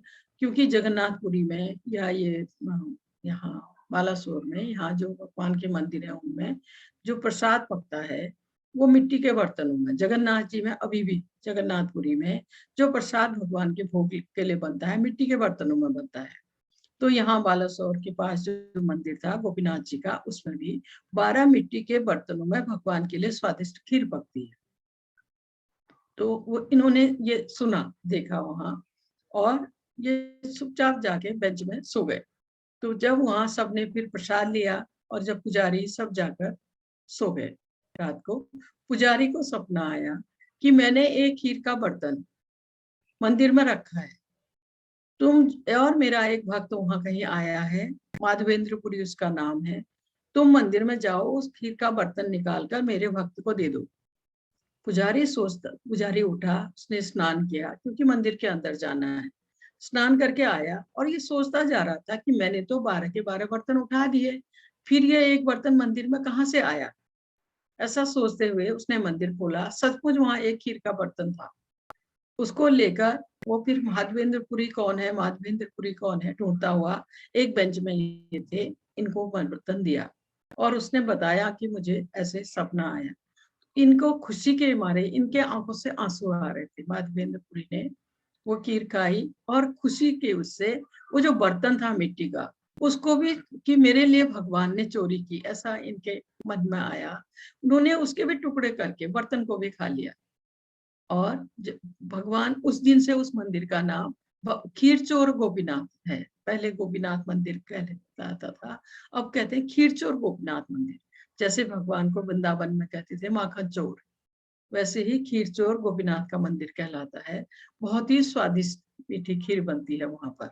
तो इन्होंने बर्तन भी खा लिया और रात में नीलांचल के लिए चल दिए, क्योंकि इनको पता था सुबह लोग इकट्ठे होंगे मंदिर में तो सब कहानी सुनेंगे और मुझे घेर लेंगे यहाँ, इसलिए रात को ही चल दिए वहां से भगवान के लिए चंदन लेने के लिए। इसके बाद इसका 4वां श्लोक दिया है, सततम कीर्तयन्तो मां यतन्तश्च दृढ़व्रता नमस्तश्यन्तश्च मां भक्त्या नित्ययुक्ता उपासते। ये महात्मा, जैसे माधवेंद्रपुरी है, प्रभुपाद जी है, ये महात्मा मेरी महिमा का नित्य कीर्तन करते हुए हमेशा भगवान का कीर्तन करते हैं, भगवान नाम का दृढ़ संकल्प के साथ प्रयास करते हुए, एक दृढ़ संकल्प के साथ प्रयास करते हुए, भक्ति करते हुए, भगवान को नमस्कार करते हुए, भक्ति भाव से निरंतर मेरी पूजा करते हैं। ये महात्माओं के लिए कहा गया है जो अनन्य भक्त हैं, भगवान के परम भक्त, परम भक्त हैं भगवान के, उनके लिए कहा गया है कि एक दृढ़ संकल्प के साथ भगवान की भक्ति में आगे बढ़ रहे हैं कि हमें भगवत भक्ति प्राप्त करनी है, हमें भगवत धाम जाना है। इसके लिए भगवान का नित्य कीर्तन करते हैं, उनकी महिमा का गान करते हैं और भगवान को दंडवत प्रणाम करते हुए भक्ति भाव से निरंतर उनकी पूजा करते हैं, भगवान की सेवा करते हैं, जो कुछ करते हैं भगवान की भक्ति में। तो ऐसे महात्माओं के लिए ऐसे कहा गया है इसमें। इसके बाद इसका ये 17वां श्लोक इसमें दिया है कि इसमें कि ये जो पितामहस्य जगतो माता धाता पितामह वेदं पवित्रम ओंकार ऋक्षाम यजुरेव च, इसमें कहा है मैं इस ब्रह्मांड का पिता, माता आश्रय तथा पितामह। कहने का मतलब है भगवान कह रहे हैं मैं सब कुछ हूँ इस ब्रह्मांड का, मैं ये जानने योग्य, शुद्धिकर्ता तथा ओंकार। मैं ऋग्वेद, सामवेद, यजुर्वेद भी। इसमें कहा है कि इस भौतिक जगत में हम विभिन्न जीवों के साथ तरह तरह के संबंध स्थापित करते हैं, जो कृष्ण की शक्ति के अतिरिक्त कुछ भी नहीं। जो कुछ हो रहा है भगवान की कृपा से। वस्तुतः कोई भी जीव कृष्ण का अंश होने के कारण कृष्ण है। सारे वेदों का लक्ष्य कृष्ण ही है। इसी प्रकार जो जीव वैदिक नियमों को जानने के लिए जिज्ञासु रहता है, समस्त वैदिक मंत्रों में ओम शब्द, जिसे प्रणव कहा जाता है, भगवान कह रहे हैं एक ध्वनि है, वह कृष्ण है। तो यह कहा गया है कि सब कुछ इस भौतिक जगत में माता पिता आश्रय पितामह सब भगवान कह रहे हैं मैं, और वो ही जानने योग्य शुद्धिकर्ता तथा ओंकार है। शुद्ध जो भक्त भगवान की भक्ति में निरंतर लगा हुआ है, भगवान उसे शुद्ध कर देते हैं, उसके पापों को धो देते हैं। शुद्धिकर्ता इसलिए कहा गया। तथा ओंकार, ओंकार सबसे पवित्र शब्द है। भगवान कह रहे मैं हूँ। ऋग्वेद, सामवेद तथा यजुर्वेद भी हूँ, जो हमारे वेद हैं। मैं कहा है ऋग्वेद, सामवेद, यजुर्वेद तीनों वेद में हूँ, और इसमें चौथा वेद नहीं है, क्योंकि तब तक जब ये भगवत गीता लिखी गई थी तब तक 3 ही वेद लिखे गए थे, चौथा वेद बाद में आया इसमें, इसलिए ऐसे समझा। इसके बाद सॉरी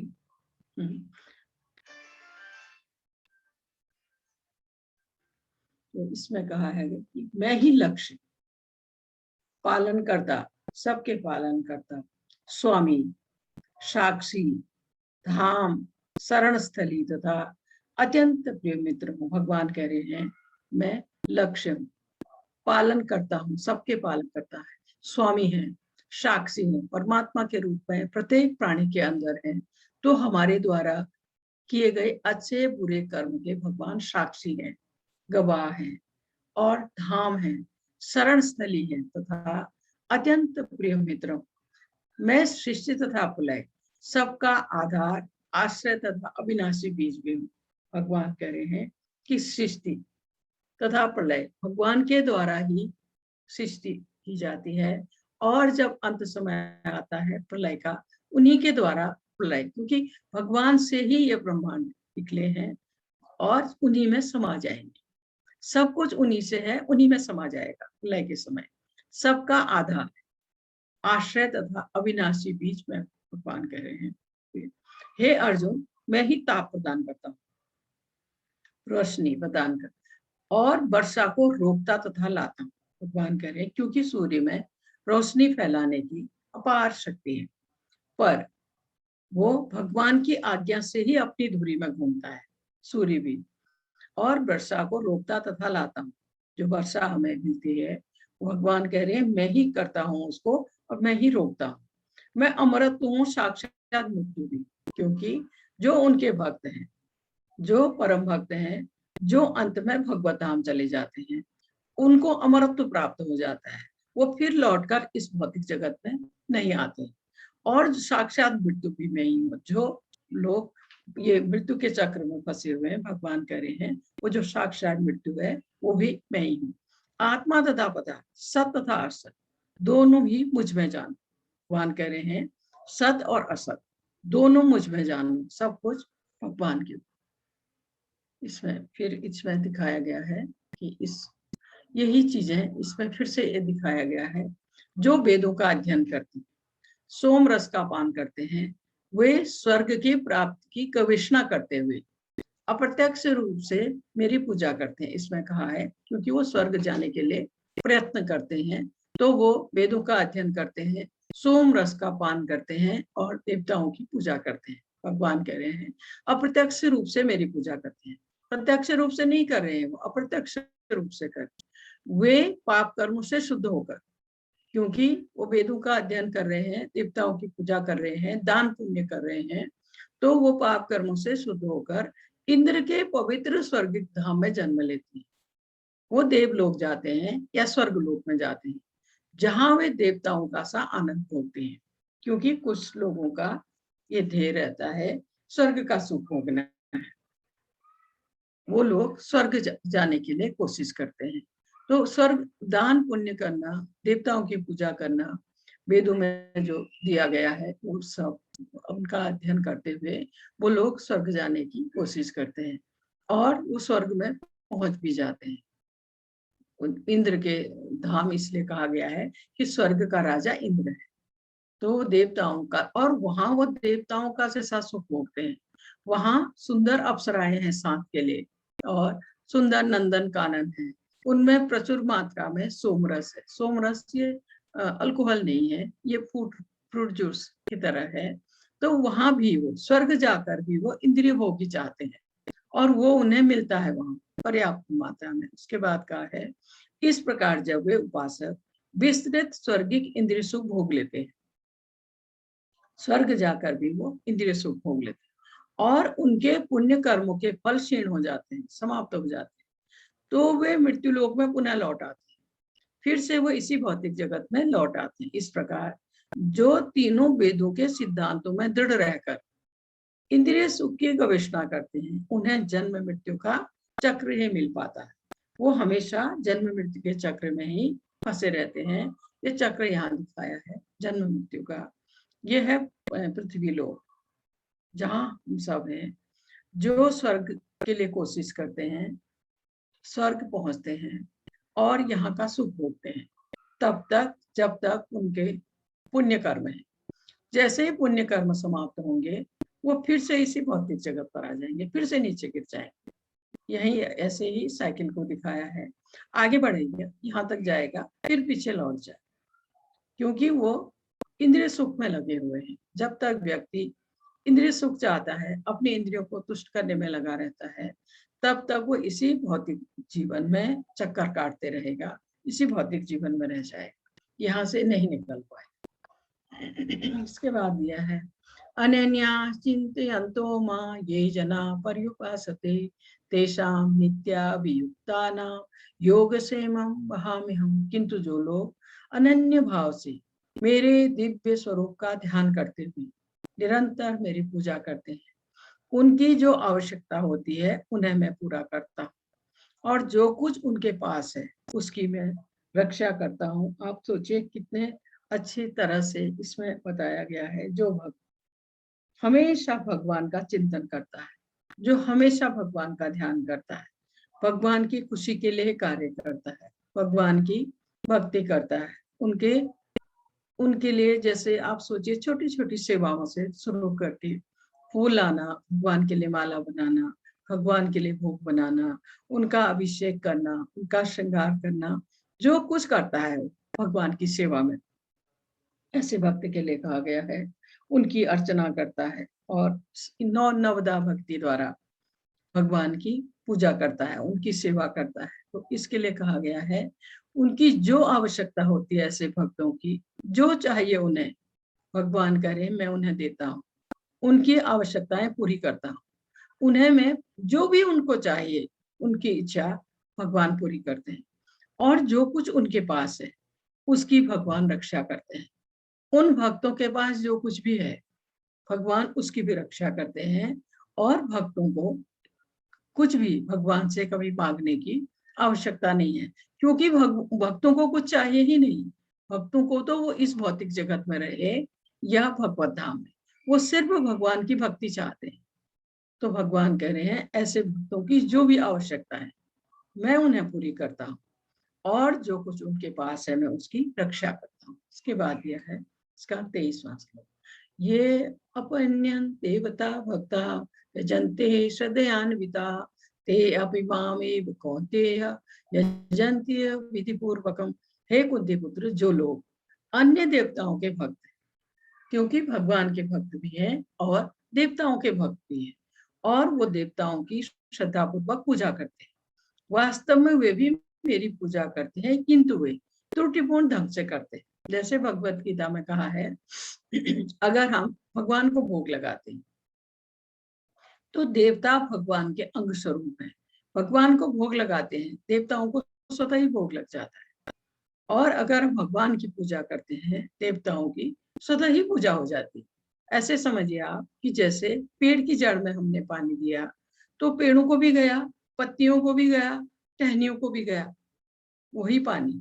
तो इसमें कहा है कि उनकी, अगर हम देवताओं की पूजा करते हैं, भगवान कह रहे हैं वो मेरी पूजा तो कर रहे हैं लेकिन त्रुटिपूर्ण ढंग से, वो पेड़ की जड़ में पानी न डालकर टहनी और पत्ती में पानी डाल दें, ऐसा समझिए। श्रद्धा पूर्वक जो उनकी पूजा करते हैं, वास्तव में वे भी मेरी पूजा करते हैं, भगवान कह रहे हैं, किंतु वे त्रुटिपूर्ण ढंग से कर रहे हैं, गलत ढंग से कर रहे हैं जो, लेकिन भगवान कह रहे हैं वो पहुंच मेरे को ही रहा है। क्योंकि जैसे हम हनुमान, जैसे आप सोचिए भगवान राम और हनुमान दो के विग्रह आपने रखे हैं उसमें, तो आप जैसे हनुमान जी को भोग लगा रहे हैं, भगवान राम को नहीं लगा रहे हैं, तो आप सोचिए कि हनुमान जी कभी नहीं खाए के बिना भगवान को भोग लगाए, क्योंकि वो दास है, वो भक्त है भगवान राम के। इसी तरह से तो भगवान कह रहे हैं वो आता मेरे ही पास है, पर तरीका गलत है। पेड़ की जड़ में पानी देने की जगह हम उनकी टहनियों को, पत्तियों को पानी दे। इसके बाद इसका 25वां श्लोक दिया है, यान्ति देवव्रता देवा पितृ यान्ति पितृव्रता भूतानि यान्ति भूतेजा यान्ति मद्या निजो अपिमाम जिनो अपिमाम। इसमें कहा है जो देवताओं की पूजा करते हैं वे देवताओं के बीच जन्म लेंगे, स्वर्गलोक को जाएंगे, या आप कहिए देवलोक को जाएंगे। जो पितरों को पूजते हैं, पितरों को, जैसे मैंने पहले आपको समझाया था पहले श्लोक में, पितरों को जलदान, पिंडदान अवश्य देना चाहिए साल में 2 बार, क्योंकि उससे क्या होता है, अगर वो किसी बुरे कर्म के अनुसार उनको शरीर प्राप्त नहीं हुआ या वो किसी तकलीफ में है, तो बेटे के द्वारा, बेटे के बेटे द्वारा, भाई के द्वारा, भाई के बेटे द्वारा, किसी के द्वारा अगर उनको पिंडदान, जलदान मिलता है तो उनकी तकलीफ दूर हो जाती है। अगर शरीर नहीं मिला है, उन्हें शरीर प्राप्त हो जाता है, लेकिन उनकी मूर्ति को मंदिर में रखकर पूजा नहीं करनी चाहिए। उनको उनकी इज्जत करनी चाहिए, सम्मान करना चाहिए, क्योंकि वो हमारे पूर्वज हैं। और उनको ये आपका जलदान, पिंडदान अवश्य करना चाहिए, पर उनकी मूर्ति को भगवान के साथ मंदिर में नहीं रखना है और फूल और आरती इससे पूजा नहीं करनी है। अगर आप ऐसा करेंगे तो आपका जन्म उन्हीं के साथ होगा, पितरों के पास। उसके बाद यह है भूत प्रेत, यहाँ नीचे दिखाया है। कई जगहों पर अभी भी होता है, भूत प्रेत होता है, मैंने देखा भूत प्रेतों की पूजा।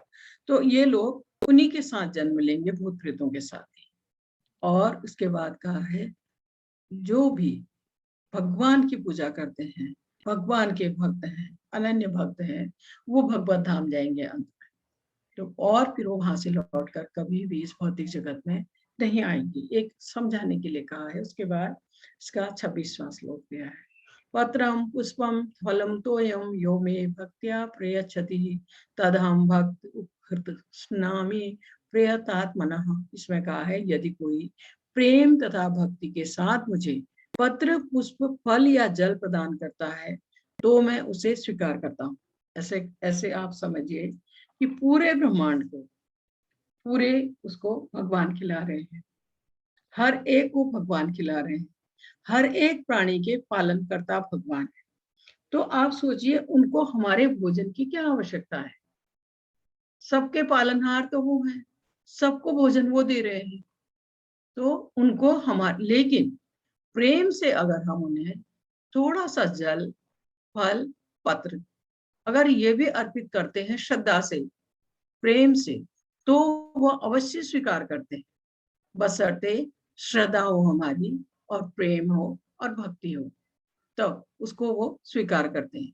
प्रेम और भक्ति के साथ जो भी हम उनको अर्पित करते हैं वो उसे स्वीकार करते हैं। भगवान का भोग, जैसे हम कहते हैं शुद्ध शाकाहारी भोग बनाकर, शुद्ध शाकाहारी भोग बनाकर भगवान को हम अर्पण करते हैं, और उस प्रसाद को फिर जो ग्रहण करता है वो अमृत है, एक तरह से सोचिए। वो इतनी अच्छा है, वो भगवान की भक्ति के मार्ग में आगे बढ़ने में ये पत्ती की तरह काम करता है। भगवत नाम का जप के साथ अगर हम प्रसाद ग्रहण करते हैं भगवान को भोग लगाया गया प्रसाद। तो ये इसके लिए कहा गया है, बशर्ते हमारी श्रद्धा है, उसमें प्रेम है उनके लिए और भक्ति कर रहे हैं, तब हम जो कुछ उन्हें अर्पण करेंगे वो अवश्य स्वीकार करेंगे। एक छोटा सा दृष्टांत मैं आपको बताती हूँ, ये सत्य है। एक भक्त था भगवान का, परम भक्त, वो गरीब था, वो रोज भगवान को अच्छा अच्छा भोजन बनाकर उन्हें भोग लगाना चाहता था, पर उसकी सामर्थ्य नहीं थी। तो उसने एक तरीका अपनाया, स्नान करता था सुबह, चटाई बिछाई, उसमें बैठा, हाथ जोड़े, आंखें बंद, और मन से भगवान को भोग लगाता था रोज। आंख बंद किए उसने, हाथ जोड़े, तो फिर वो पहले भगवान को स्नान कराता, उसके बाद सुंदर रेशमी वस्त्र भगवान को पहनाता था, उनका वो श्रृंगार करता था। उसके बाद भगवान के लिए थाली लगाता था, सोने के बर्तनों में अच्छे अच्छे पकवान बनाकर वो रोज भगवान को भोग लगाता था। आंख बंद है उसके, हाथ जुड़े हैं, मन से वो ये सब कर रहा है। आप शायद विश्वास नहीं करेंगे, भगवान ने स्वीकार कर रहे थे, क्योंकि उसकी श्रद्धा थी, प्रेम था भगवान के प्रति, उसकी भक्ति थी। ये कैसे पता लगा कि एक दिन उसने ऐसे ही सोचा मन में, जैसे वो जब भोग लगा रहा था, उसने सोचा मैंने भगवान के लिए जो खीर का कटोरा रखा था थाली में, वो कहीं गर्म तो नहीं, भगवान को गर्म तो नहीं लगेगा। ऐसा सोचकर उसने अपना हाथ आगे बढ़ाया कि खीर की कटोरी चेक करने के लिए, आंखें तो बंद है, वैसे हाथ आगे बढ़ाया, तो आप विश्वास नहीं करेंगे, उसके हाथ को गर्म लगा, उसका हाथ जलने लगा। तो जब, क्योंकि भगवान ऊपर, भगवान और लक्ष्मी जी थे, तो वो सब ये देख रहे थे, तो लक्ष्मी जी ने कहा आप उसका हाथ क्यों जला रहे हैं भक्त का? भगवान ने कहा मैं उसको हाथ जलाकर ला रहा हूँ यहाँ भगवत धाम। तो वो भक्त सीधा भगवत धाम गया। भगवान ने कहा मैं उसका हाथ जलाकर उसको यहीं ला रहा, ये कहा माँ यहाँ लक्ष्मी माँ से, तो सीधा वो भक्त भगवत धाम गया। कहने का मतलब है, श्रद्धा प्रेम से जो भी हम अर्पण करते हैं उसे भगवान अवश्य स्वीकार करते हैं। ये देखिए कृष्ण भावना भावित भक्त कितनी सुंदर थाली भगवान के लिए लगा के लाया है, क्योंकि कोशिश रहती है भक्त की कि भगवान को अच्छा अच्छा बना के खिलाए। ये भक्त की कोशिश रहती है इसके लिए। और भगवान ने कभी नहीं कहा मुझे 56 चाहिए, वो तो कहते हैं श्रद्धा और प्रेम से मुझे पानी और ये पुष्प, जल और वो फल, इतना आप अर्पण करो, खुशी से वो स्वीकार करेंगे, बशर्ते श्रद्धा से हो और प्रेम से। उसके बाद यह है, यत करोसि यत स्नासि यजहोसि ददासि यत पश्यसि कौन्तेय तत् कुरुस्व मदर्पणम। हे कुंती पुत्र, तुम जो कुछ करते हो, जो कुछ खाते हो, जो कुछ अर्पित करते हो या दान देते हो, जो भी तपस्या करते हो, उसे मुझे अर्पित करते हुए करो। भगवान कह रहे हैं जो कुछ खाते हो, क्योंकि प्रत्येक व्यक्ति को अनाज चाहिए, खाने के लिए भोजन चाहिए, उसके बिना वो जीवित नहीं रह सकता। तो भगवान कह रहे हैं वो उनको अर्पण करते हुए, उनको भोग लगा कर खाओ, तो वो उनको अर्पित हो जाएगा। हम उनको भोग लगाएंगे भगवान को, एक तो वो प्रसाद हो जाएगा हमारे लिए, दूसरा उनको अर्पित हो जाएगा। फिर भगवान कह रहे हैं जो दान देते हो उनको दो, क्योंकि भगवत भक्त जो भगवत नाम का प्रचार कर रहे हैं या भगवान का मंदिर क्यों नहीं बन रहा है, तो वो दान उसको दो, तो भगवान को गया। और जो भी तपस्या करते हो, जैसे तपस्या है एकादशी का व्रत करना, श्री कृष्ण जन्माष्टमी का व्रत करना, भगवान के मंदिरों का दर्शन करना, तो ये जो तपस्याएं हैं इसके लिए कह रहे हैं मुझे अर्पित करते हुए करो। भगवान कह रहे हैं अर्पित करते हुए करो, क्योंकि इससे क्या है कि इसमें के लिए कहा गया है कि जो कुछ हम करें भगवान की सेवा में करें। इसमें इसके लिए कहा है वो सब कृष्ण के लिए करें। अगर कोई 24 घंटे इसका महामंत्र का जप करता है तो वो कहा है कि वो महान योगी है वो व्यक्ति, क्योंकि महामंत्र का जप करने के लिए वो भगवान की भक्ति तपस्या। इसके बाद यह है समो अहं सर्वभूतेषु न मे द्वेषो न अस्ति न प्रियः ये भजन्ति तु मां भक्त्या मैते तेषु चाप्यहम्। मैं न तो किसी से द्वेष करता हूँ, न ही किसी के साथ पक्षपात करता हूँ, मैं सबों के लिए संभाव हूँ, किंतु जो भी भक्ति पूर्वक मेरी सेवा करता है वो मेरा मित्र है, मुझ में स्थित रहता है और मैं भी उसका मित्र हूँ। ऐसा इसमें कहा गया 29वें श्लोक में। और ये भी कहा गया कि भगवान कह रहे हैं मैं सबके लिए समान हूँ, एक समान हूँ, मैं कहीं भी पक्षपात नहीं करता, सबके लिए समभाव, एक ही भाव है मेरा। क्योंकि जो भी भक्ति पूर्वक मेरी सेवा करता है वो मेरा मित्र है, मुझ में स्थित है, मैं भी उसमें स्थित हूँ। तो इसके लिए कहा है जब भगवान का सबों के प्रति समभाव है और उनका कोई भी विशिष्ट मित्र नहीं है, तो फिर वे उन भक्तों के लिए विशेष रुचि क्यों लेते हैं जो उनकी दिव्य सेवा में सदैव लगे रहते हैं। भगवान उस बादल के समान है जो सबों के ऊपर जल वृष्टि करता है, चाहे वह वृष्टि चट्टान पर हो, स्थल पर हो या जल पर हो, किंतु भगवान अपने भक्तों का विशेष ध्यान रखते हैं। ऐसे ही भक्तों का यहाँ उल्लेख हुआ है, वे सदैव कृष्ण भावनामृत में रहते हैं और सदैव भगवान में लीन रहते हैं। कृष्ण भावनामृत शब्द ही बताता है कि जो लोग ऐसे भावनामृत में रहते हैं वे सजीव आध्यात्मवादी हैं। भगवान यहाँ स्पष्ट रूप से कहते हैं कि वे मुझ में हैं और मैं उनमें। जो मेरी शरण में आता है उसकी मैं उसी रूप में रखवाली करता हूँ जिस रूप में वो भगवान की शरण में जाता है।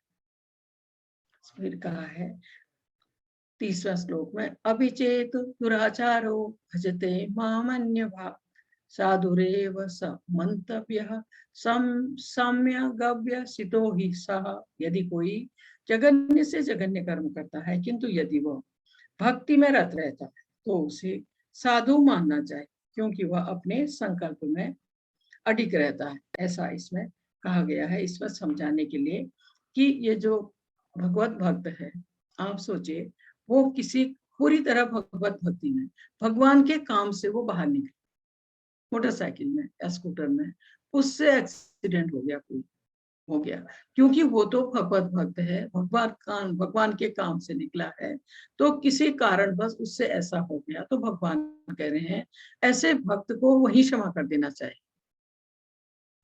उसको दोषी न मानते हुए भक्त को क्षमा कर देना चाहिए। इसमें कहा है कि भौतिक कलमश भी इतना प्रबल है कि भगवान की सेवा में लगा हुआ योगी भी कभी कभी इसके जाल में फंस जाता है, लेकिन कृष्ण भावना में इतना शक्तिशाली होता है कि इस प्रकार का आकस्मिक पतन तुरंत रुक जाता है। इसलिए भक्ति योग सदा सफल होता है, क्योंकि उससे जो गलती हुई उसने जानबूझकर नहीं की, हो गई, लेकिन वो भगवान के भक्ति में समर्पित है, तो भगवान कह रहे हैं उसको दोषी न मानते हुए ऐसे भक्त को क्षमा कर देना चाहिए, ऐसा कहा। इसके बाद इसका 31वां श्लोक दिया है, क्षिप्रम भवति धर्मात्मा सस्वच्छांतिम निगच्छति कौन्तेय प्रतिजानीहि न मे भक्त प्रणश्यति। वह तुरंत धर्मात्मा बन जाता है, कौन? भगवान का भक्त, और स्थायी शांति को प्राप्त होता है। भक्त स्थायी शांति का मतलब है भगवत धाम जाता है। हे कुंती पुत्र, निडर होकर घोषणा कर दो, मेरे भक्त का कभी विनाश नहीं होता है। भगवान कह रहे हैं निडर होकर यह घोषणा कर दो, अर्जुन को कह रहे हैं यह घोषणा कर दो कि मेरे भक्त का कभी विनाश नहीं होता, भगवान के भक्त का कभी विनाश नहीं होता है, बशर्ते वो पूरी तरह भगवान की भक्ति में हो। यहाँ पर एक सुंदर उदाहरण दिया गया है भक्त प्रहलाद का। प्रहलाद महाराज ये बहुत छोटी के, ये एक असुर के घर में, हिरण्याकश्यप के घर में जन्म हुआ था भक्त प्रहलाद महाराज का।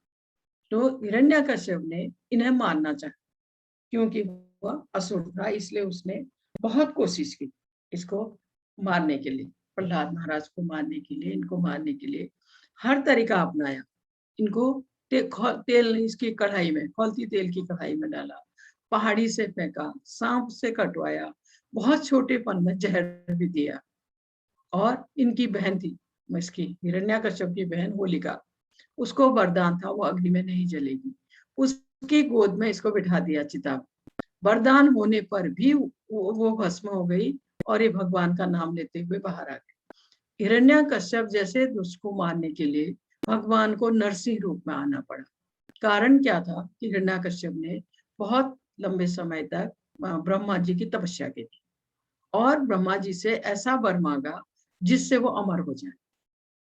हिरण्याकश्यप ने उनसे वर मांगा कि मुझे न मनुष्य मार पाए, न पशु, न दिन में न रात में, न घर में न घर के बाहर, और न हाथ से न हथियार से, और इस तरह से न रात को न दिन को इस तरह से ऐसा वर मांगा जिससे वो कोई उसे मार ही ना पाए, हिरण्यकश्यप अमर हो जाए, ऐसा वर मांगा और ब्रह्मा जी ने दे दिया उसको। तो उसके बाद जब भगवान को फिर उस दुष्ट को मारने के लिए नरसिंह रूप में आना पड़ा, भगवान नरसिंह के रूप में आए और जमीन में नहीं, आसमान में नहीं, अपने पैरों पर रखकर उसको मारा, हाथ से नहीं, हथियार से नहीं, अपने नाखूनों से चीर कर उसको मारा, दिन में नहीं, रात को नहीं, संध्या समय में मारा, घर नहीं, घर के बाहर नहीं, दरवाजे पर बैठ के उसको मारा। तो उन्होंने, भगवान ने ब्रह्मा जी के दिए गए वचन की भी लाज रखी और दुष्ट का वध भी किया। उसके लिए भगवान नरसिंह रूप में आए, ऐसा दिखाया। उसके बाद कहा है कि माँ ही पार्थ वयाशित्य ये अपि सयु पाप योनिः स्त्रियो वैश्यास तथा शूद्रास अपि यान्ति पराम गति। इसमें कहा है, हे पार्थ, जो लोग मेरी शरण ग्रहण करते हैं वे भले ही निम्न जन्मा स्त्री, वैश्य, व्यापारी तथा शूद्र श्रमिक क्यों न हो, वे परम धाम को प्राप्त होते हैं। क्योंकि भगवत भक्ति में कहीं भी कोई बंदिश नहीं है, कोई भी भगवान की भक्ति कर सकता है, कोई भी भक्ति में आगे बढ़कर भगवत धाम जा सकता है, इसके लिए कोई बंदिश नहीं है। वो भले ही निम्न जन्म स्त्री हो, व्यापारी हो, शूद्र हो, कोई भी हो, सब इसमें कहा है। अभी ये कहा है सभी परम धाम के अधिकारी हैं।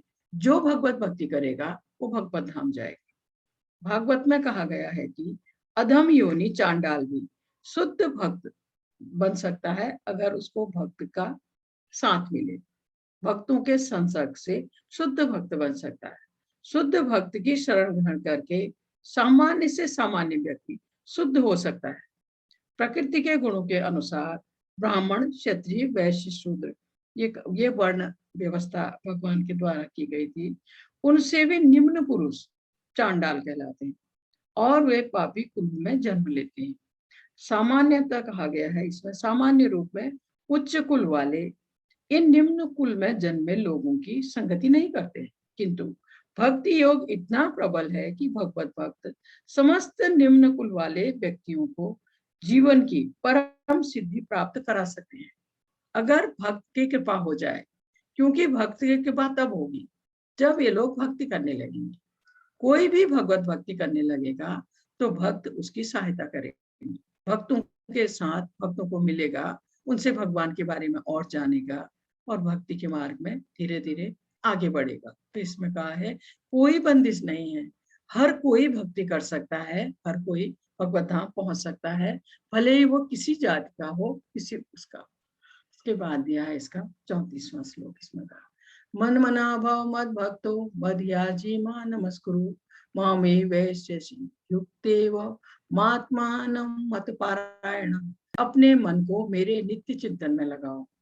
भगवान कह रहे हैं चिंतन, भगवान का चिंतन करो, मेरे भक्त बनो, भगवान के भक्त बनो, भगवान को नमस्कार करो, मेरी ही पूजा करो। भगवान कह रहे हैं मेरी पूजा करो। इस प्रकार मुझ में पूर्णतः तल्लीन होने पर तुम निश्चित रूप से मुझको प्राप्त करोगे। क्योंकि जो भगवान का भक्त है, भगवान का अनन्य भक्त है, वो अवश्य ही भगवान को प्राप्त करेगा या अंत में भगवत धाम जाएगा। इसके लिए कहा है इस भौतिक जगत से छुटकारा पाने का, जिस बंधन में हम हैं, जिस जन्म मृत्यु के चक्र में हम फंसे हुए हैं, इससे बाहर निकलने का एकमात्र उपाय है भगवत भक्ति।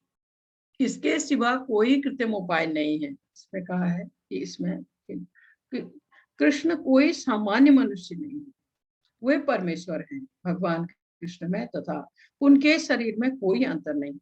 मनुष्य को चाहे कि भक्तिमय प्रेम में उनका चिंतन करे, यही भक्ति है। उसे चाहिए कि वह निरंतर कृष्ण तत्व का अनुशीलन करे। उपयुक्त अनुशीलन क्या है, यह प्रामाणिक रूप से सीखना चाहिए। कृष्ण के आदि रूप में मन को स्थिर करना चाहिए।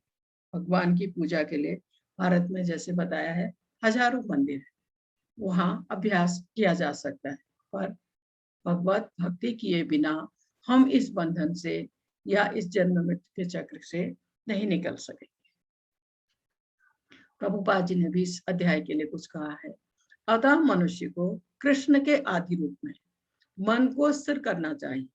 उसे अपने मन में यह दृढ़ विश्वास करके पूजा करने में प्रवृत्त होना चाहिए कि कृष्ण ही परम है। कृष्ण की पूजा के लिए भारत में हजारों मंदिर जहां पर भक्ति का अभ्यास किया जाता है। जब ऐसा अभ्यास हो रहा हो तो मनुष्य को चाहिए कि कृष्ण को नमस्कार करे। उसे अर्चा विग्रह के समस्त नतमस्तक होकर मनसा वाचा कर्मणा हर प्रकार से प्रवृत्त होना चाहिए। इससे वह कृष्ण भाव में पूर्णतः तल्लीन हो सकेगा। इससे वह कृष्ण लोक को जा सकेगा। उसे चाहिए कि कपटी भाष्यकारों के बहकावे में न आए। उसे श्रवण कीर्तन आदि नवधा भक्ति 9 प्रकार से भगवान की भक्ति में प्रवृत्त होना चाहिए। शुद्ध भक्ति मानव समाज की चरम उपलब्धि है। हरे कृष्णा माता जी। हरे कृष्ण। हरे कृष्ण माता जी। हरे कृष्णा प्रभु जी। मैं थोड़ा ना लेट हो जाती हूँ हमेशा। नो इशू माता जी, कोई बात नहीं। नहीं माता जी, फिर भी एकदम परफेक्ट हो जाता है। 1-2 मिनट आगे पीछे तो काफी बढ़िया है। जी जी अच्छी समझा भी लेती है। हरे कृष्णा माता जी। हरे कृष्ण जी। माता जी माता कोई जी। प्रश्न तो ले लीजिए, 2-3 दिख रहे हैं। जी माता जी। जी तुषार प्रभु जी अपना प्रश्न पूछिए। माता जी सबसे पहले आपको प्रणाम। हरे कृष्णा प्रभु जी। हरे कृष्णा। मैम आज आपने जो इतनी सारी स्टोरी सुनाई है कृष्णा जी की, उनके भक्त की, मुझे बहुत अच्छा लगा। जैसे कि वो खीर वाली, उसके बाद श्री भक्त वाली, बहुत अच्छा लगा। प्रभु थैंक जी ये सत्य है। हम भी वहां मंदिर में गए थे। इतनी स्वादिष्ट खीर कहीं नहीं मिलती है। और उस मंदिर का नाम खीर चोर गोपीनाथ मंदिर है। क्योंकि पहले मुझे पता नहीं था, इतनी सारी स्टोरीज आपके द्वारा पता लगा। उसके लिए सबसे पहले आपका थैंक यू सो मच कि आपने इतना सारी हमारी इंफॉर्मेशन दी भगवान जी के बारे में, उसके लिए धन्यवाद। आपसे दूसरा क्वेश्चन है, चैप्टर से रिलेटेड नहीं है, रिलेटेड है मथुरा वृंदावन से, कि अगर परिक्रमा करनी होती है, जैसे मेरा नेक्स्ट मंथ जाने का है, परिक्रमा करनी होती है, किन किन बातों का ध्यान रखना होता है? अगर आप बता सकेंगे तो बहुत अच्छा होता है। मेरा मन है मैं परिक्रमा करूं। प्रभु जी अभी पूर्णमासी तक भीड़ है। थोड़ा ऐसी भीड़ नहीं है कि हम परिक्रमा न कर सके। मैं परसों ही गई थी परिक्रमा के लिए। तो क्या क्या बातों का ध्यान रखना होता है? प्रभु जी उसमें ऐसा कुछ भी नहीं है, लेकिन मुश्किल थोड़ा होता है। मैं 7वीं बार गई थी। मैं 6 बार कर चुकी हूँ इससे पहले, नंगे पैर बिना चप्पल के। 21 किलोमीटर है, काफी है। 21 किलोमीटर कम नहीं है, बहुत है। इस बार तो 16-17 किलोमीटर ही कर पाए। पैर में बहुत तकलीफ हो गई, फिर वो रिक्शा से पूरा गया थोड़ा सा। जी प्रभु जी जी। जी तो उसके लिए प्रभु जी कोई वो नहीं, मुश्किल नहीं है, आराम से। और सुबह के समय कीजिए तो थोड़ा जल्दी होता है प्रभु जी। दिन में फिर धूप आए तो फिर थोड़ा ज्यादा देर लगती है। सुबह सुबह जब भी ये मैंगलोर से ग्रुप आता है, हम 5 बजे जाते हैं वहाँ मंगल आरती के बाद। 5:30 बजे हम शुरू कर लेते हैं। जी प्रभु जी। तो 6 घंटे में हो जाता है। 6 घंटे में हो जाता है परिक्रमा। बहुत महत्व है इसका। पूरा 21 किलोमीटर का एरिया है। ये वही पर्वत है प्रभु जी जो भगवान ने 7 साल की उम्र में अपनी छोटी उंगली पर, इस उंगली पर उठाया था, तीसरी उंगली पर 7 दिन 7 रात के लिए उठाया था। वही गोवर्धन पर्वत है। इसका एरिया है 21 किलोमीटर का। और बीच बीच में मंदिर है, उनके दर्शन करते हुए जाते हैं। ऐसा नहीं है कि खाली हम चल रहे हैं। भगवान के मंदिर भी आते हैं बीच बीच में। और अंत में राधा कुंड और श्याम कुंड, 2 कुंड एक जगह साथ है जी।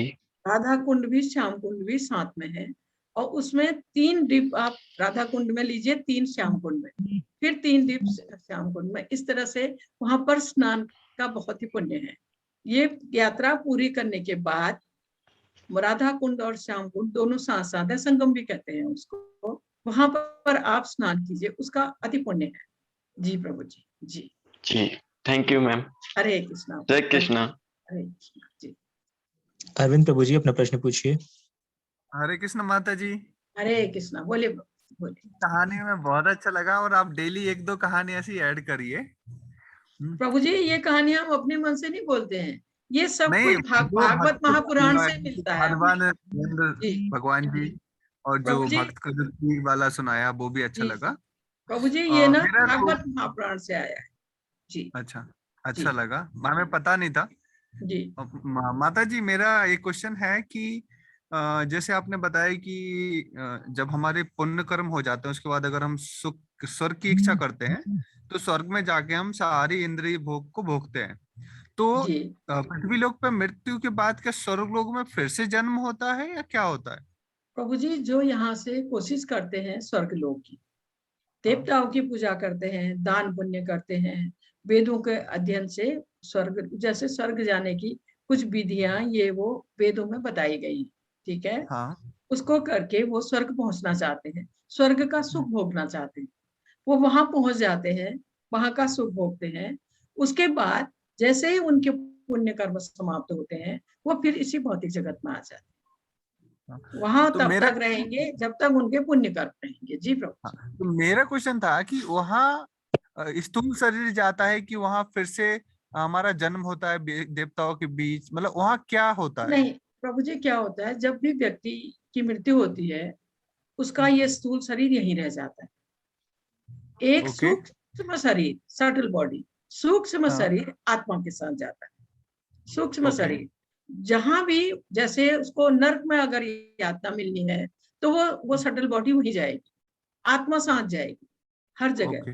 तो अगर व्यक्ति ने स्वर्ग लोक जाने के लिए पुण्य किए हैं तो स्वर्ग लोक आत्मा जाएगी, उसको देवताओं का जैसा शरीर प्राप्त हो जाएगा। ओके। ठीक है, देवताओं का जैसा शरीर होगा, प्राप्त। उसमें आत्मा प्रवेश कर जाएगी। अगर ओके। भगवत धाम गए तो भगवान का जैसा शरीर मिलेगा, आत्मा उसमें प्रवेश कर जाएगी। मनुष्य ओके। योनि में है तो फिर वो यहाँ आ जाएगा भौतिक जगत में। जी प्रभु। तो वहाँ जन्म वगैरह ऐसा कुछ नहीं होता, आत्मा के साथ जो सूक्ष्म बॉडी जाती है वो देवता का रूप धारण कर लेती है, वहां पे तो हम सुख भोग देवताओं का जैसा शरीर मिल जाएगा उसको, शरीर मिल जाता देवताओं है। का जैसा शरीर मिल जाएगा। जी ओके। प्रभु। माता जी एक और क्वेश्चन है, आपकी इजाजत से तो पूछ सकता हूँ? बोलिए बोलिए, जल्दी जी। से बोलिए। एक जी क्वेश्चन मेरा ये है कि जैसे हम रामायण पढ़ते हैं या कृष्णा का ये सब पढ़ते हैं तो उसमें जी दिखाया जाता है कि जन्म मथुरा में हुआ, फिर वृंदावन में थे, फिर उज्जैन में जी सांदीपनि के पास शिक्षा लेने आए, फिर एक कंस मतलब जरासंध वगैरह इन सबसे हुआ, फिर जी इनका फिर महाभारत हुआ। जी तो ये जी सब इंडिया में ही क्यों हुआ? इंडिया के बाहर क्यों नहीं है कि वो चाइना के साइड गए या अमेरिका में गए लाइक? तो प्रभु मुझे जी, ये लगता है कि इस जब इसीलिए भगवान का इतना रिस्ट्रिक्टेड क्यों है? सुनिए, इसीलिए भारत भूमि को पवित्र भूमि माना गया है।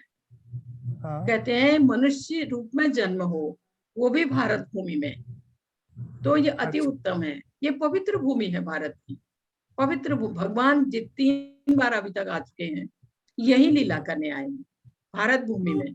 भगवान राम के रूप में आए, भगवान कृष्ण के रूप में आए, चैतन्य महाप्रभु के रूप में आए, क्योंकि यह अति पवित्र भूमि है भारत भूमि। इसलिए इसलिए प्रभु जी। जी अच्छा, तो एक और कहीं किसी भूमि पे नहीं हुआ ना, ये नहीं गए हैं? प्रभु, नहीं नहीं प्रभु जी, ये पवित्र भारत भूमि, इसको इसीलिए कहा गया है मनुष्य रूप में अगर हमें जन्म मिलता है वो भी भारत भूमि में, तो ये अति उत्तम है। जी, दुर्लभ है। जी प्रभु जी। हरे कृष्णा, हरे कृष्णा, हरे कृष्णा। हरे धन्यवाद माता जी, बहुत हरे अच्छा लगा। हरे कृष्णा प्रभु। हरे रियल में प्लीज आप अपना नेम फिल करें, यहाँ अपना प्रश्न पूछिए। हरे कृष्णा। का माइक गड़बड़ कर रहा है। जी माता जी। जी जी नेक्स्ट क्वेश्चन ले माता जी। जी जी प्रभु जी, ले जी लीजिए। जी प्रिया माता जी अपना प्रश्न पूछिए। हरे कृष्णा। हरे कृष्णा माता जी जी जी, बोलिए बोलिए। माता जी, आपकी आवाज में इतनी मधुरता एंड दिव्यता है कि कब स्टार्ट होता है कब खत्म होता है। नहीं नहीं बिल्कुल माता जी, ऐसा कुछ नहीं है। जी जी। मीन्स हमारे जनरेशन में एक कॉन्सेंट्रेट मेंटेन रखना बहुत डिफिकल्ट है, बट आपका लेक्चर इतना अच्छा होता है कि मतलब ध्यान हटता ही नहीं है बिल्कुल भी। तो थैंक यू सो मच। धन्यवाद माता जी। माता जी, मेरा सवाल श्लोक 4 से है। जी माता जी, उसके दूसरे पार्ट में लिखा गया है कि all beings are in me but I am not in them. जी तो माता जी, हमने तो हर जगह पढ़ा है कि परमेश्वर श्री कृष्ण हर किसी जीव के शरीर में है। माता जी तो वो यहाँ पर ऐसा उन्होंने क्यों बोला? जी माता जी यहाँ पर इसलिए कहा है, परमेश्वर प्रत्येक जीव के शरीर में भगवान के अंश रूप परमात्मा रूप में है। कृष्ण स्वयं नहीं, भगवान का अंश रूप परमात्मा रूप में प्रत्येक प्राणी के शरीर में स्थित है।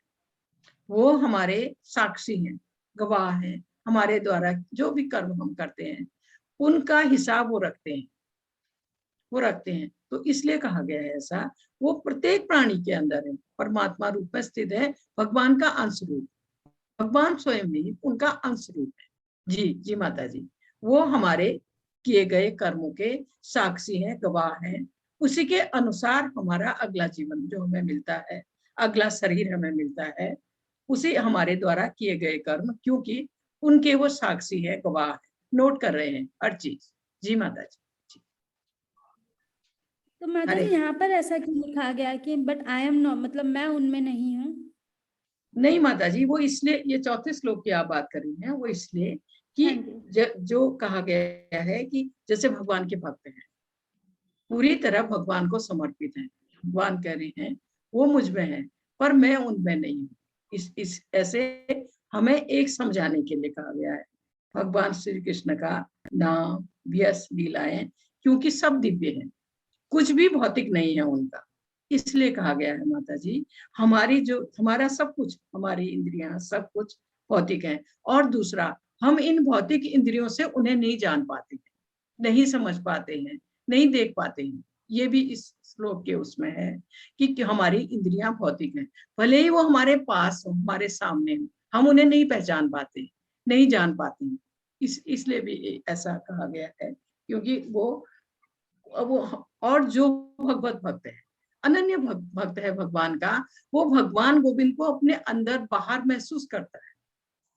भगवान का भक्त बात करता है भगवान से, लेकिन क्योंकि उसकी इंद्रियां शुद्ध हो चुकी हैं, हमारी जो भौतिक इंद्रियां हैं, इनसे हम उन्हें नहीं जान पाते हैं, नहीं समझ पाते हैं, भले ही वो हमारे निकट हो। जी माता जी। हाँ जी माता जी। हरे कृष्ण, हरे कृष्ण, माता। हरे कृष्ण। हिना माता जी, अपना प्रश्न पूछिए। हरे कृष्णा। हरे कृष्णा माता जी। हरे कृष्णा, बोले माँ। मुझे ये पूछना था कि जो आपने बताया कि खीरचोर गोविंद मंदिर कहाँ पर है? ये माता जी, हम उतरे थे आपके बालासोर रेलवे स्टेशन है ना, उससे कुछ किलोमीटर अंदर गए थे, वहां पर है जी। बालासोर एक रेलवे स्टेशन है उड़ीसा में, उससे उतर के फिर हम उड़ीसा में गए थे। हाँ जी, जो कुछ किलोमीटर उड़ीसा पहुंचने से पहले ही है माता जी, ये जगन्नाथपुरी पहुंचने से पहले है। अच्छा जी। जी जी जी माता जी। मेरा एक क्वेश्चन है कि आपने बोला कि अपने पूर्वजों की फोटो मंदिर में नहीं रखनी चाहिए। जी प्रभु, तो ऐसा क्यों? जी माता जी, कहीं भी रखिए, आप कमरे में लगाइए, कहीं भी लगाइए, क्योंकि अगर मंदिर में रखकर आप उनकी पूजा आरती करेंगी तो आपका जन्म उन्हीं के साथ होगा, पितृलोक जाएंगे, ऐसा भगवत गीता में लिखा है। अच्छा। उन पूर्वज जो है हमारे पूजनीय हैं, हम उनकी संतान है, आदरणीय है, उनको उनके लिए पिंडदान, जलदान साल में 2 बार करना आवश्यक है, ठीक है। लेकिन आप उनकी मूर्ति कहीं भी लगाइए घर में, पर मंदिर में न रखिए। मंदिर में भगवान के साथ एक तो मनुष्य की मूर्ति रखना गलत है, दूसरा उनकी पूजा अर्चना आप करेंगी तो आपको फिर वही दाम मिलेगा उनका, आप वही जाएंगी पितृलोक। जी माता जी। जी पितृलोक में अगर हम चले जाते हैं तो स्वर्गलोक, भूमि लोक में आने का वो रहता है? नहीं, आना ही है माता जी, हर उच्च लोक से यही आना ही है। जी जी जी जी माता जी। हरे हरे कृष्णा, हरे कृष्णा। सुनील प्रभु जी, अपना प्रश्न पूछिए। हरे कृष्णा जी, बोलिए बोलिए। हरे कृष्णा माता जी। जी बोलिए बोलिए। माता जी, आपके मुंह से ये जो गीता की क्लास में पहली बार सुन रहा हूँ जी। जो आज का ये जनरेशन जो है कि ज्यादा ध्यान नहीं लगा पाते हैं इस चीज में, लेकिन इतना सरल और इतना अच्छे से, इतना मधुर आपके वाणी है, तो ध्यान नहीं हटता है। नहीं तो प्रभु खुशी जी, ऐसा कुछ नहीं है जी। जी कर रहा हूँ, तो बहुत खुशी मुझे हो रही है। जी प्रभु जी। मुझे एक दिक्कत है, ये जो लिंक में मैंने, ये जो ग्रुप में मैंने ऐड हुआ हूँ ना, जी तो वहाँ पर कोई लिंक भी नहीं आ रहा था, तो मैंने एडमिन से बात करके लिंक मिला मुझे। लेकिन जी जी अभी जो जरूरत का जो पीडीएफ है कि कोई भी जानकारी है भगवान के जानने के लिए, जो जी। मैं पढ़कर जानना चाहता हूँ कि एक तो घंटे आपको पीडीएफ नहीं आ रहे प्रभु जी क्या? नहीं,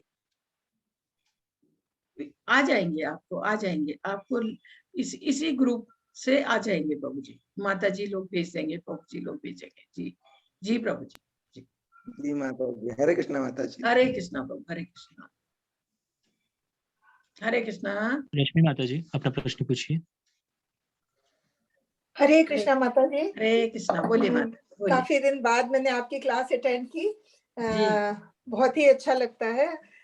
काम करते करते आपकी वाणी सुनने के लिए मैंने ज्वाइन किया। ये बताइए, ये अभी आप जो वृंदावन गई थी, ये राधा कुंड और श्याम कुंड में क्या स्नान करने को मिलता है? क्योंकि जैसे अभी देशामृत में हमने पढ़ा था कि बड़े बड़े लोग भी जाते हैं वहाँ, स्नान करने को नहीं मिलता है। माता जी, स्त्रियों के, हाँ, वहाँ भीड़ लगी रहती है स्नान करने वाली। नहीं, स्त्रियों के स्नान उनके करने का लिए, वहाँ स्थान नहीं है। स्त्रियों के लिए माता जी मैं नहीं कर पाई हूँ अभी तक, नहीं क्योंकि कर पाई। हमारे ना वस्त्र चेंज करने का वो नहीं है साधन। हाँ, लेकिन यही मैंने लेकिन सुना। माता जी बहुत सारी स्त्रियां फिर भी कर रही, अच्छा अच्छा, फिर भी कर रही थी। वो कोने में खड़े होके चेंज कर रहे थे वो अभी हम मुझसे नहीं होता। मैं अभी खूब प्रभु पानी जी के डालती हूँ साथ, सिर में। जी माता जी। प्रभु जी के साथ अभी मायापुरी के तो उसमें गए थे हम लोग, लेकिन वहां भी ऐसे हम लोगों ने पानी डाल लिया था। अच्छा, और अभी उपदेशामृत में पढ़ा है कि वहां जाके मैं ये वृंदावन वाले में वहां स्त्रियों के नहाने के कोई वस्त्र बदलने की जगह नहीं, इसलिए व्यवस्था वहां नहीं है, कर नहीं पाते हैं, बल्कि मैं सोच रही थी किसी तरह से ये हाँ। बात योगी तक पहुंच जाती तो वो बना देते हमारे लिए, लेकिन कैसे पहुंचाए उन तक? अच्छा देखिए, हम कोशिश करेंगे, हम जी कोशिश माता जी, करेंगे, प्लीज हम प्लीज कोशिश करेंगे, क्योंकि ये जो वाइस चीफ मिनिस्टर हैं, ये दिनेश शर्मा जी, जी जी, उनसे हमारे रिलेशन है, तो मैं उनके थ्रू बात कर रही हूँ, क्योंकि मेरी बहुत इच्छा है, जब से मैंने ये सुना है, मेरी भी बहुत इच्छा है। माता जी, मैं 6-7 बार कर चुकी हूँ परिक्रमा, पर वही फुल्ली में नहीं चेंज कर बात करूंगी। प्लीज कोशिश कीजिए। हाँ। तो ये उपकार होगा सब कुछ ऊपर। ये उपकार है किसी के लिए क्या, ये तो भगवत सेवा है, और अगर ऐसा हो जाएगा हमारे कोशिश से तो ये हमारे लिए बहुत बड़ा पुण्य कर्म होगा। माता जी वो ऐसा भक्त है, उनको पता लग जाएगा, अवश्य हो जाएगा। जरूर जरूर जरूर, मैं कोशिश करूंगी। जी माता जी, हरे कृष्ण, हरे कृष्ण, हरे कृष्ण माता जी। सुशील प्रभु जी अपना प्रश्न पूछिए। हरे कृष्णा माता जी।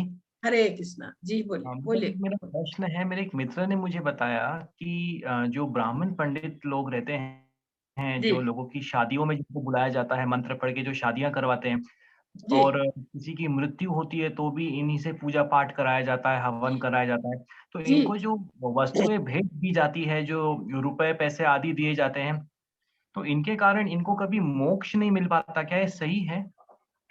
प्रभु जी, असल में क्या है कि जो भी हम कार्य या पूजा या कर्म कराते हैं ना, ये कर्म कांड में आता है, कर्म कांड कहलाता है ये सब। जैसे हमारे वेदों में भी एक कर्म कांड के ऊपर वेद है, एक उपासना के ऊपर है। तो जो उपासना के ऊपर है उसमें भगवत भक्ति, भगवान की महिमा। लेकिन जो कर्म कांड है इसमें जो हम कराते हैं, कर्म कांड में ज्यादातर देवताओं की पूजा होती है, आपको पता है। सबसे पहले गणपति की पूजा होती है। कर्म कांड जो भी है, ये कर्म कांड हमें इस बंधन से निकलने नहीं देते, भव बंधन से बांधते हैं, कराने वाले को भी, करने वाले को भी। इसलिए इस कौन में कर्म कांड को बहुत अच्छा नहीं माना गया है। जो भी हम कराते हैं घर में, नामकरण से लेकर अंतिम संस्कार तक, आपको पता है, पंडित आते हैं, उनसे कराते हैं, तो ये कर्म कांड है।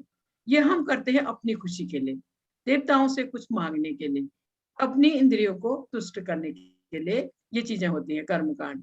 और इससे हम जो भाव बंधन है हमारा, उससे और बचते हैं प्रभु जी, निकल नहीं पाते। इसीलिए कहा गया है उनके लिए भी कि उनको मुक्ति नहीं मिल पाती है, क्योंकि वो कर्म कांड करके अपना बिजनेस कर रहे हैं, एक तरह से अपना कर्म कर रहे हैं, वो इसी तरह से धन अर्जित कर रहे हैं। जी प्रभु जी। जी जी प्रभु जी, माता जी धन्यवाद हरे माता जी। जी, हरे कृष्णा हरे हरे हरे कृष्ण। उज्जवल प्रभु जी अपना प्रश्न पूछिए। हरे कृष्णा माता जी। हरे कृष्णा, बोलिए प्रभु जी, बोलिए।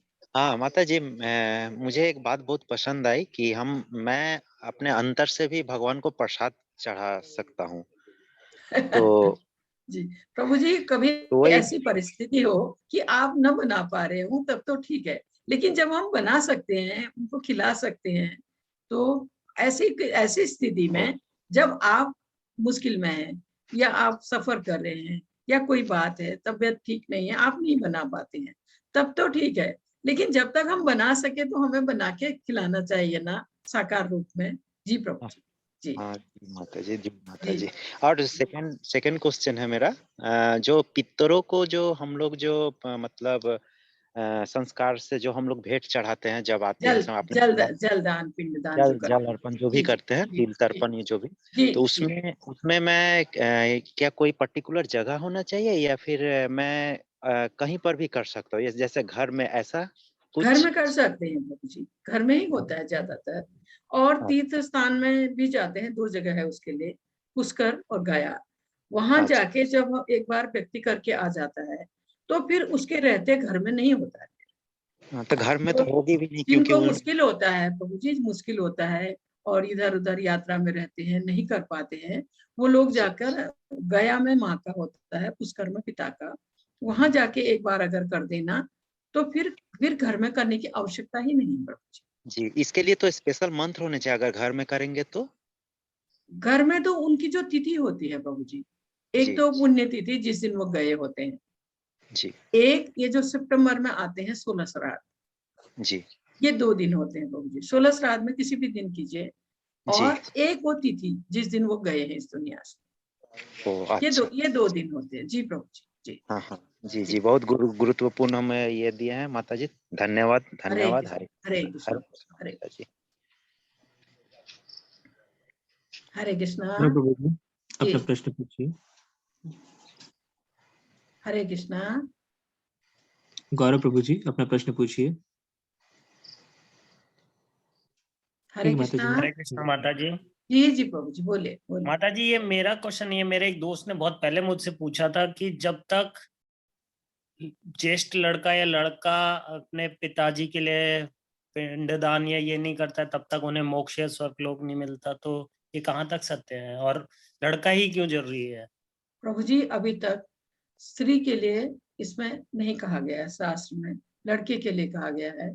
अगर लड़का नहीं है या वो है तो भाई कर सकता है, भाई का बेटा कर सकता है। तो इसके लिए कहा गया है, अगर वो तकलीफ में है, अगर उन्होंने अच्छे कर्म किए हैं तो वो जरूरी नहीं है। अगर उन्होंने बुरे कर्म किए हैं, वो तकलीफ में है, या उनको शरीर ही प्राप्त नहीं हुआ है, सूक्ष्म शरीर में है, सटल बॉडी में है, तो उनको बेटे के द्वारा, भाई के द्वारा, भाई के बेटे के द्वारा पिंडदान जलदान मिलता है, तो उनकी तकलीफ खत्म हो जाती है। शरीर नहीं मिला है तो उनको शरीर मिल जाता है। अच्छा तो इसलिए जी जी प्रभु जी, इसलिए। अच्छा और माता जी, अगर ये, एक और। जी प्रभु जी सुनिए, ये उसी तक सीमित है जब तक हम ये जैसे भौतिक जगत के जो लोग हैं ना, उन तक जो भगवत भक्त है, भगवान की वह चरणों में समर्पित है, पूरी तरह भगवत भक्त है, उसको ये सब करने की आवश्यकता नहीं है। वो अपनी भक्ति से ही कितने मैं पितरों को समझ तार गई, क्योंकि तार हमारे देता अगर कर्म अच्छे है। होंगे तो हमें इन सब की जो जरूरत नहीं पड़ेगी। नहीं प्रभु जी, जो भगवत भक्त है वो उसके पितर जो हैं, उसकी भक्ति के द्वारा ही तर जाएंगे, उसको ये सब करने की आवश्यकता ही नहीं है। जी जी प्रभु जी। जी माता जी, एक और प्रश्न है कि जैसे अभी प्रभु जी ने पूछा था कि भारत में ही क्यों भगवान ने जन्म लिया, तो मेरा एक ज्योग्राफिकल वे से बताता हूँ मैं कि मेरा मेरा जो मानना है कि जैसे सूर्य है, हमारा सूर्य बहुत इम्पोर्टेंट है, तो जब धरती ठंडी थी या पानी ज्यादा था, तो हमारा ही जो एरिया था, जो भारतवर्ष का एरिया था, वहीं पे लोग पहले विकसित हुए थे, बाकी जगह पे लेट हुए थे, ऐसा कुछ है? नहीं प्रभु जी, ये इसको भारत भूमि को पवित्र भूमि माना गया है। भारत भूमि को अति पवित्र भूमि माना गया है। इसलिए कहते हैं भारत भूमि में मनुष्य रूप में जन्म ये दुर्लभ है, अति उत्तम है। इसीलिए भी क्योंकि भगवान जब भी लीला करने आते हैं यही पवित्र भूमि में आते हैं। जी प्रभु जी। और जहां तक आप सूर्य का कह रहे हैं, वो तो घूमते हैं पूरी पृथ्वी में, कभी दिन है कहीं रात है, वो तो पृथ्वी का चक्कर लगाते हैं ना। जी प्रभु जी। हरे कृष्ण हरे कृष्ण हरे कृष्ण। कविता माता जी अपना प्रश्न पूछिए। हरे कृष्णा जी। हरे कृष्णा माता जी। जी बोलिए माता जी बोलिए। आप तो माता जी एकदम कहते हैं जैसे ना नशा में जो सबसे उच्च वाला नशा है ना वही हो चुके हैं अब। तो आपको हम नहीं छोड़ सकते, इसलिए मेरे को तो रिक्वेस्ट है आपसे, जितने भी हमारे एडमिन में हैं उनसे बस एक ही रिक्वेस्ट है कि आपको हम रोज बाद में भी सुन सके, इसलिए यूट्यूब का तो एक चैनल पक्का ही एक खोल दें कि आपकी सारी वीडियो उसमें चली जाए। उसमें हम अब ना माता जी देती है लिंक आपको, मतलब जैसे खत्म हो जाएगा ना 18 दिन तो आप उनका चैनल में जाके चेक कर सकते हैं, वो देंगे आपको आफ्टर 18 डेज। जी आप दोबारा सुनिए, काफी अच्छा लगता है। हम भी रोज सुनते हैं तभी हमें भी कमी लगता है। मतलब हम ना कभी पेट ही नहीं भरेगा, ऐसा एक ये ऐसा खाना है कि जिससे हमें पेट ही नहीं भरने वाला। माता जी आप इस महीने सुनिए, फिर अगले महीने सुनिए, तो मैं हूँ ना सुनाने के लिए। हाँ जी जी माता जी। और मेरा ना प्रश्न ये था माता जी की, जैसे आपने बताया कि जो पितृ हैं उनकी तस्वीर या मूर्ति नहीं रखनी है। नहीं माता जी मूर्ति रखनी है, मूर्ति रखनी है। आप भगवान आराम की से रखिए, मंदिर रखनी भी में। चाहिए, मंदिर में नहीं रखनी है माता जी। जी मंदिर तो में मुझे एक और पूछना था कि जैसे पितृपक्ष जब होते हैं तब हम उनको फूल चढ़ा सकते हैं, फूल या दिया जला सकते हैं उनके लिए तब? माता जी दिया का सवाल नहीं है, उनको पिंडदान और जलदान दिया जाता है। जी जी जी अच्छा। श्राद्ध किया जाता है। अगरबत्ती ये सब ऐसे नहीं करना उनको? ये नहीं करना है, श्राद्ध करना है, श्राद्ध करना। वो एक तो ये सितंबर में जब 16 श्राद्ध आते हैं तब एक उस दिन जिस दिन वो इस दुनिया से गए हैं, पुण्यतिथि जो होती है उस दिन 2 दिन करना। जी माता जी।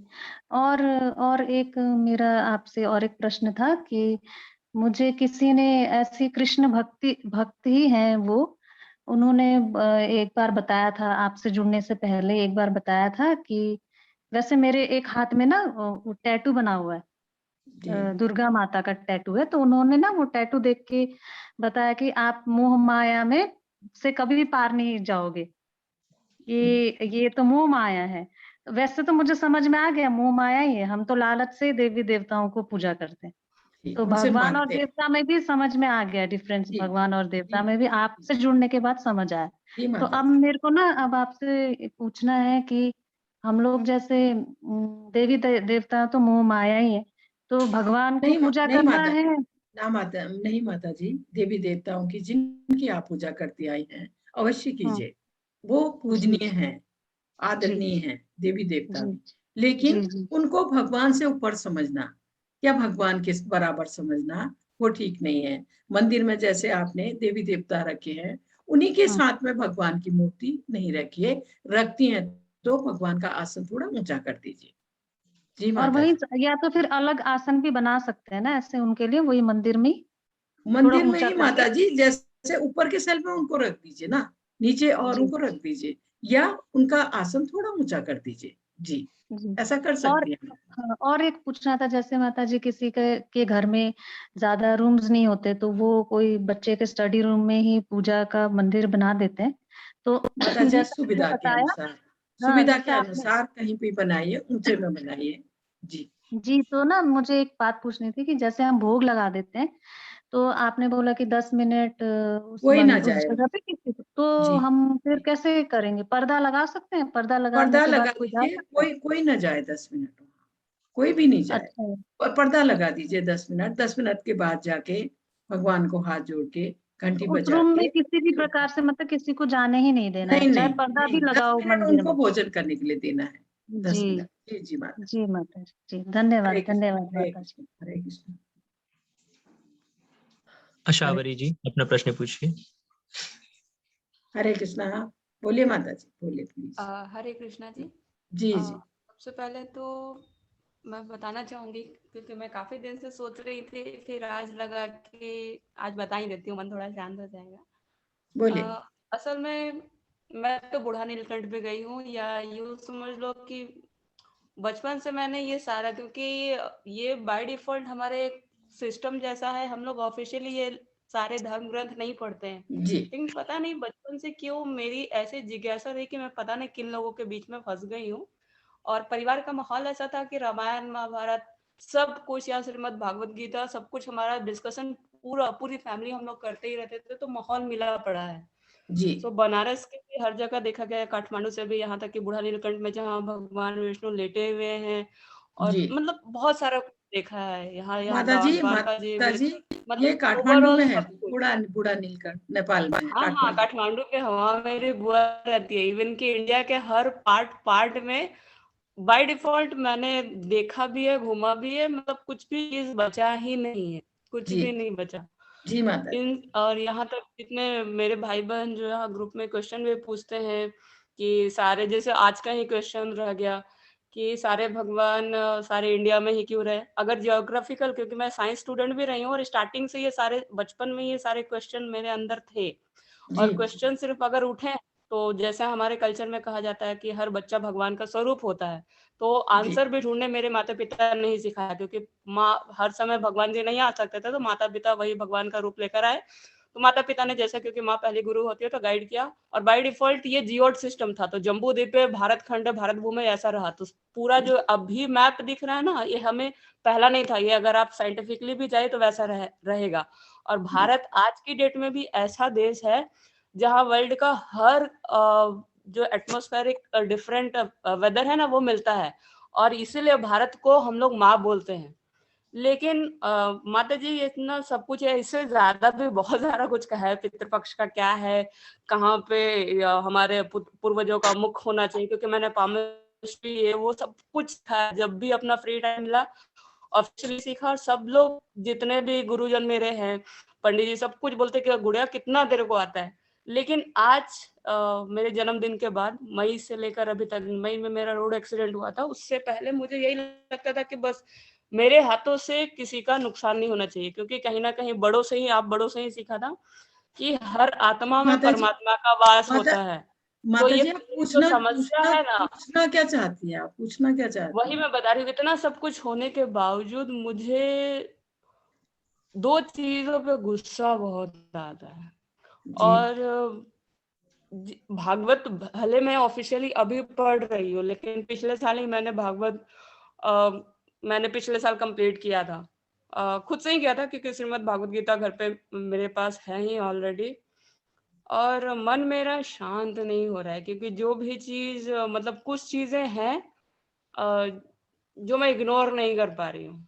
जी इतना सब कुछ होने, क्योंकि इतना सीखने के बावजूद मुझे लगता है आप सबके बीच में रह के बैठकर कि चलो मैं अपने परिवार में हूँ ये, लेकिन जो चीजें जिन लोगों ने, मुझे पता है कि लोग करता है, सबका एक है, जो भी ट्रबल्स आती है भगवान देख रहे हैं, लेकिन अन्याय और वो सारा चीज शांत नहीं हो पा रहा है उस वजह से। मुझे पता है एंड माता में जी भगवान इसके है सारा, माता जी तो इसके क्या लिए करूं? ना, इसके लिए आपको थोड़ा भगवत गीता आप कहीं पढ़ी हैं तो हाँ, आपको उसको ध्यान से एक एक श्लोक पढ़िए और महामंत्र का जप कीजिए। तो वही हमारे पास तो वही तरीका है मन को शांत करने का या अपनी इंद्रियों को बस में करने का। एकमात्र उपाय भगवत भक्ति है। भगवत भक्ति जब इंसान में आ जाती है वो स्वतः ही शांत हो जाता है, उसमें संयम आने लगता है। वो जैसे कोई उसको कुछ बुरा भला भी कह रहा है वो सह जाता है।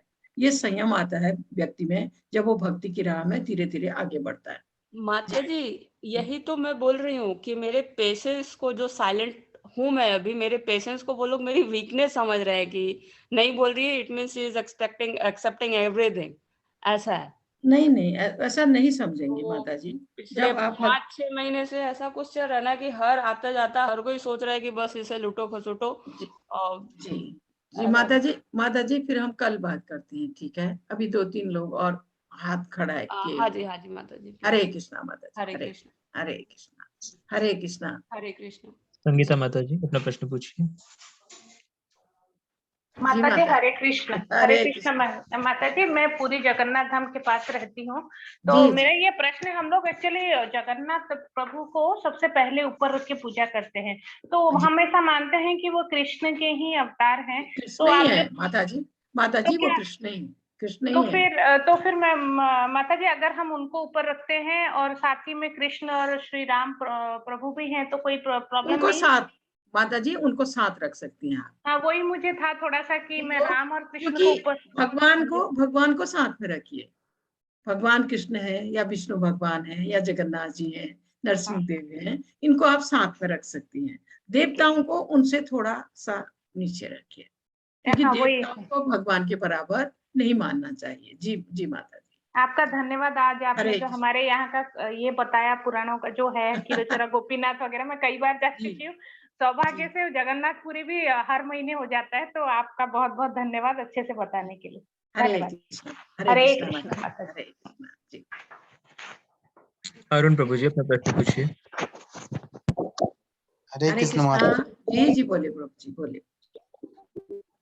माता जी, मेरा ये प्रश्न है, मैं बंगाल से बिलोंग करता हूँ, तो ये हिंदी में जो पीडीएफ आता है ना, वो बंगाली में आता तो बहुत अच्छा होता।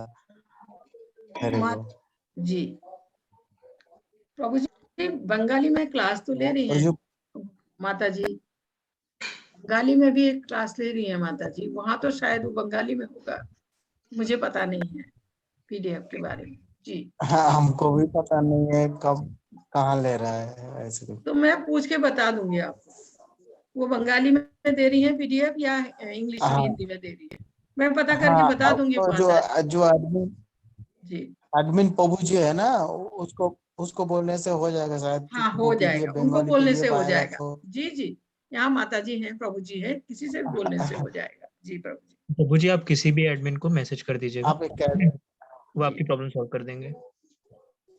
हरे कृष्णा प्रभु, हरे कृष्णा। प्रभु जी एक लास्ट क्वेश्चन है, आप लोगों को देर हो गई है। जी प्रभु जी माता जी। तनु माता जी अपना प्रश्न पूछिए। आप दोनों लेट हो गए। हरे जी हरे कृष्ण माता जी। हरे कृष्णा, बोलिए माता जी। माता जी, मेरा प्रश्न ये है कि मैं रोज पूजा करती हूँ मंदिर में, मेरे 2 ठाकुर जी है और 1 राधा कृष्ण है, लेकिन टाइम की वजह से मैं जैसे उनको नहलाती हूँ, दोनों ठाकुर जी को और राधा कृष्ण को भी, और कपड़े वपड़े सब पहनाती हूँ, लेकिन राधा कृष्ण को मैं मतलब रोज नहला नहीं पाती। लाइक या तो मैं बोलूँ कि मुझे टाइम का प्रॉब्लम है, तो ये क्या सही है या गलत कि रोज नहीं नहला पा रही, लेकिन ठाकुर जी रोज नहला लेती हूँ। तो ये राधा कृष्ण को तो नाराज तो नहीं हो जाएंगे भगवान जी अगर मैं राधा जाएंगे जी, माता जी, क्योंकि आपने बताया था पहले ही। माता जी नाराज इसलिए होंगे, राधा रानी है उनके साथ। जी हाँ, इसलिए ये आपने बताया। तो माता जी मैं ये कह रही थी कि अगर मैं नहीं कर पाती, माता जी थोड़ा जल्दी उठिए। हाँ थोड़ा जल्दी उठिए और अभिषेक कीजिए।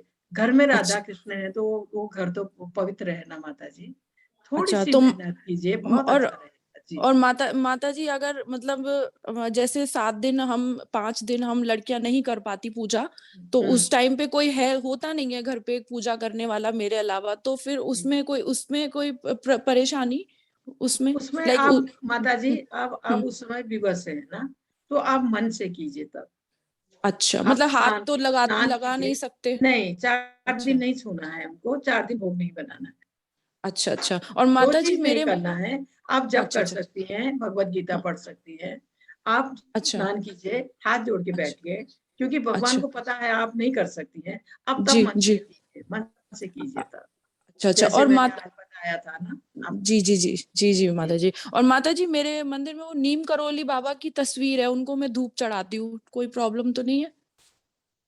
नीम करोली बाबा ये वृंदावन में ही नीम करोली बाबा, ये हनुमान जी के वो थे ना, वृंदावन में इनका मंदिर है नीम करोली बाबा का।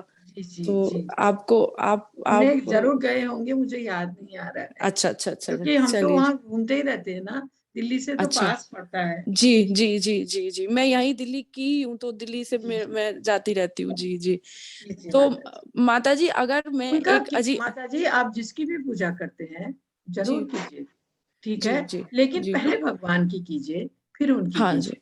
जी माता जी, एक और प्रश्न मेरा बस, अगर बाय चांस मेरे मन में ये आ रहा था कि जैसे मैं राधा कृष्ण की रोज पूजा नहीं कर, मतलब राधा कृष्ण का रोज स्नान और कपड़े नहीं कर पाती, तो मैं उनको, वो थोड़े से महंगे वाले हैं, तो मैं उनको रख दूं अंदर अपने डब्बे में बंद करके, मतलब तो ये गलत होगा ऐसा अगर करती हूँ तो मैं?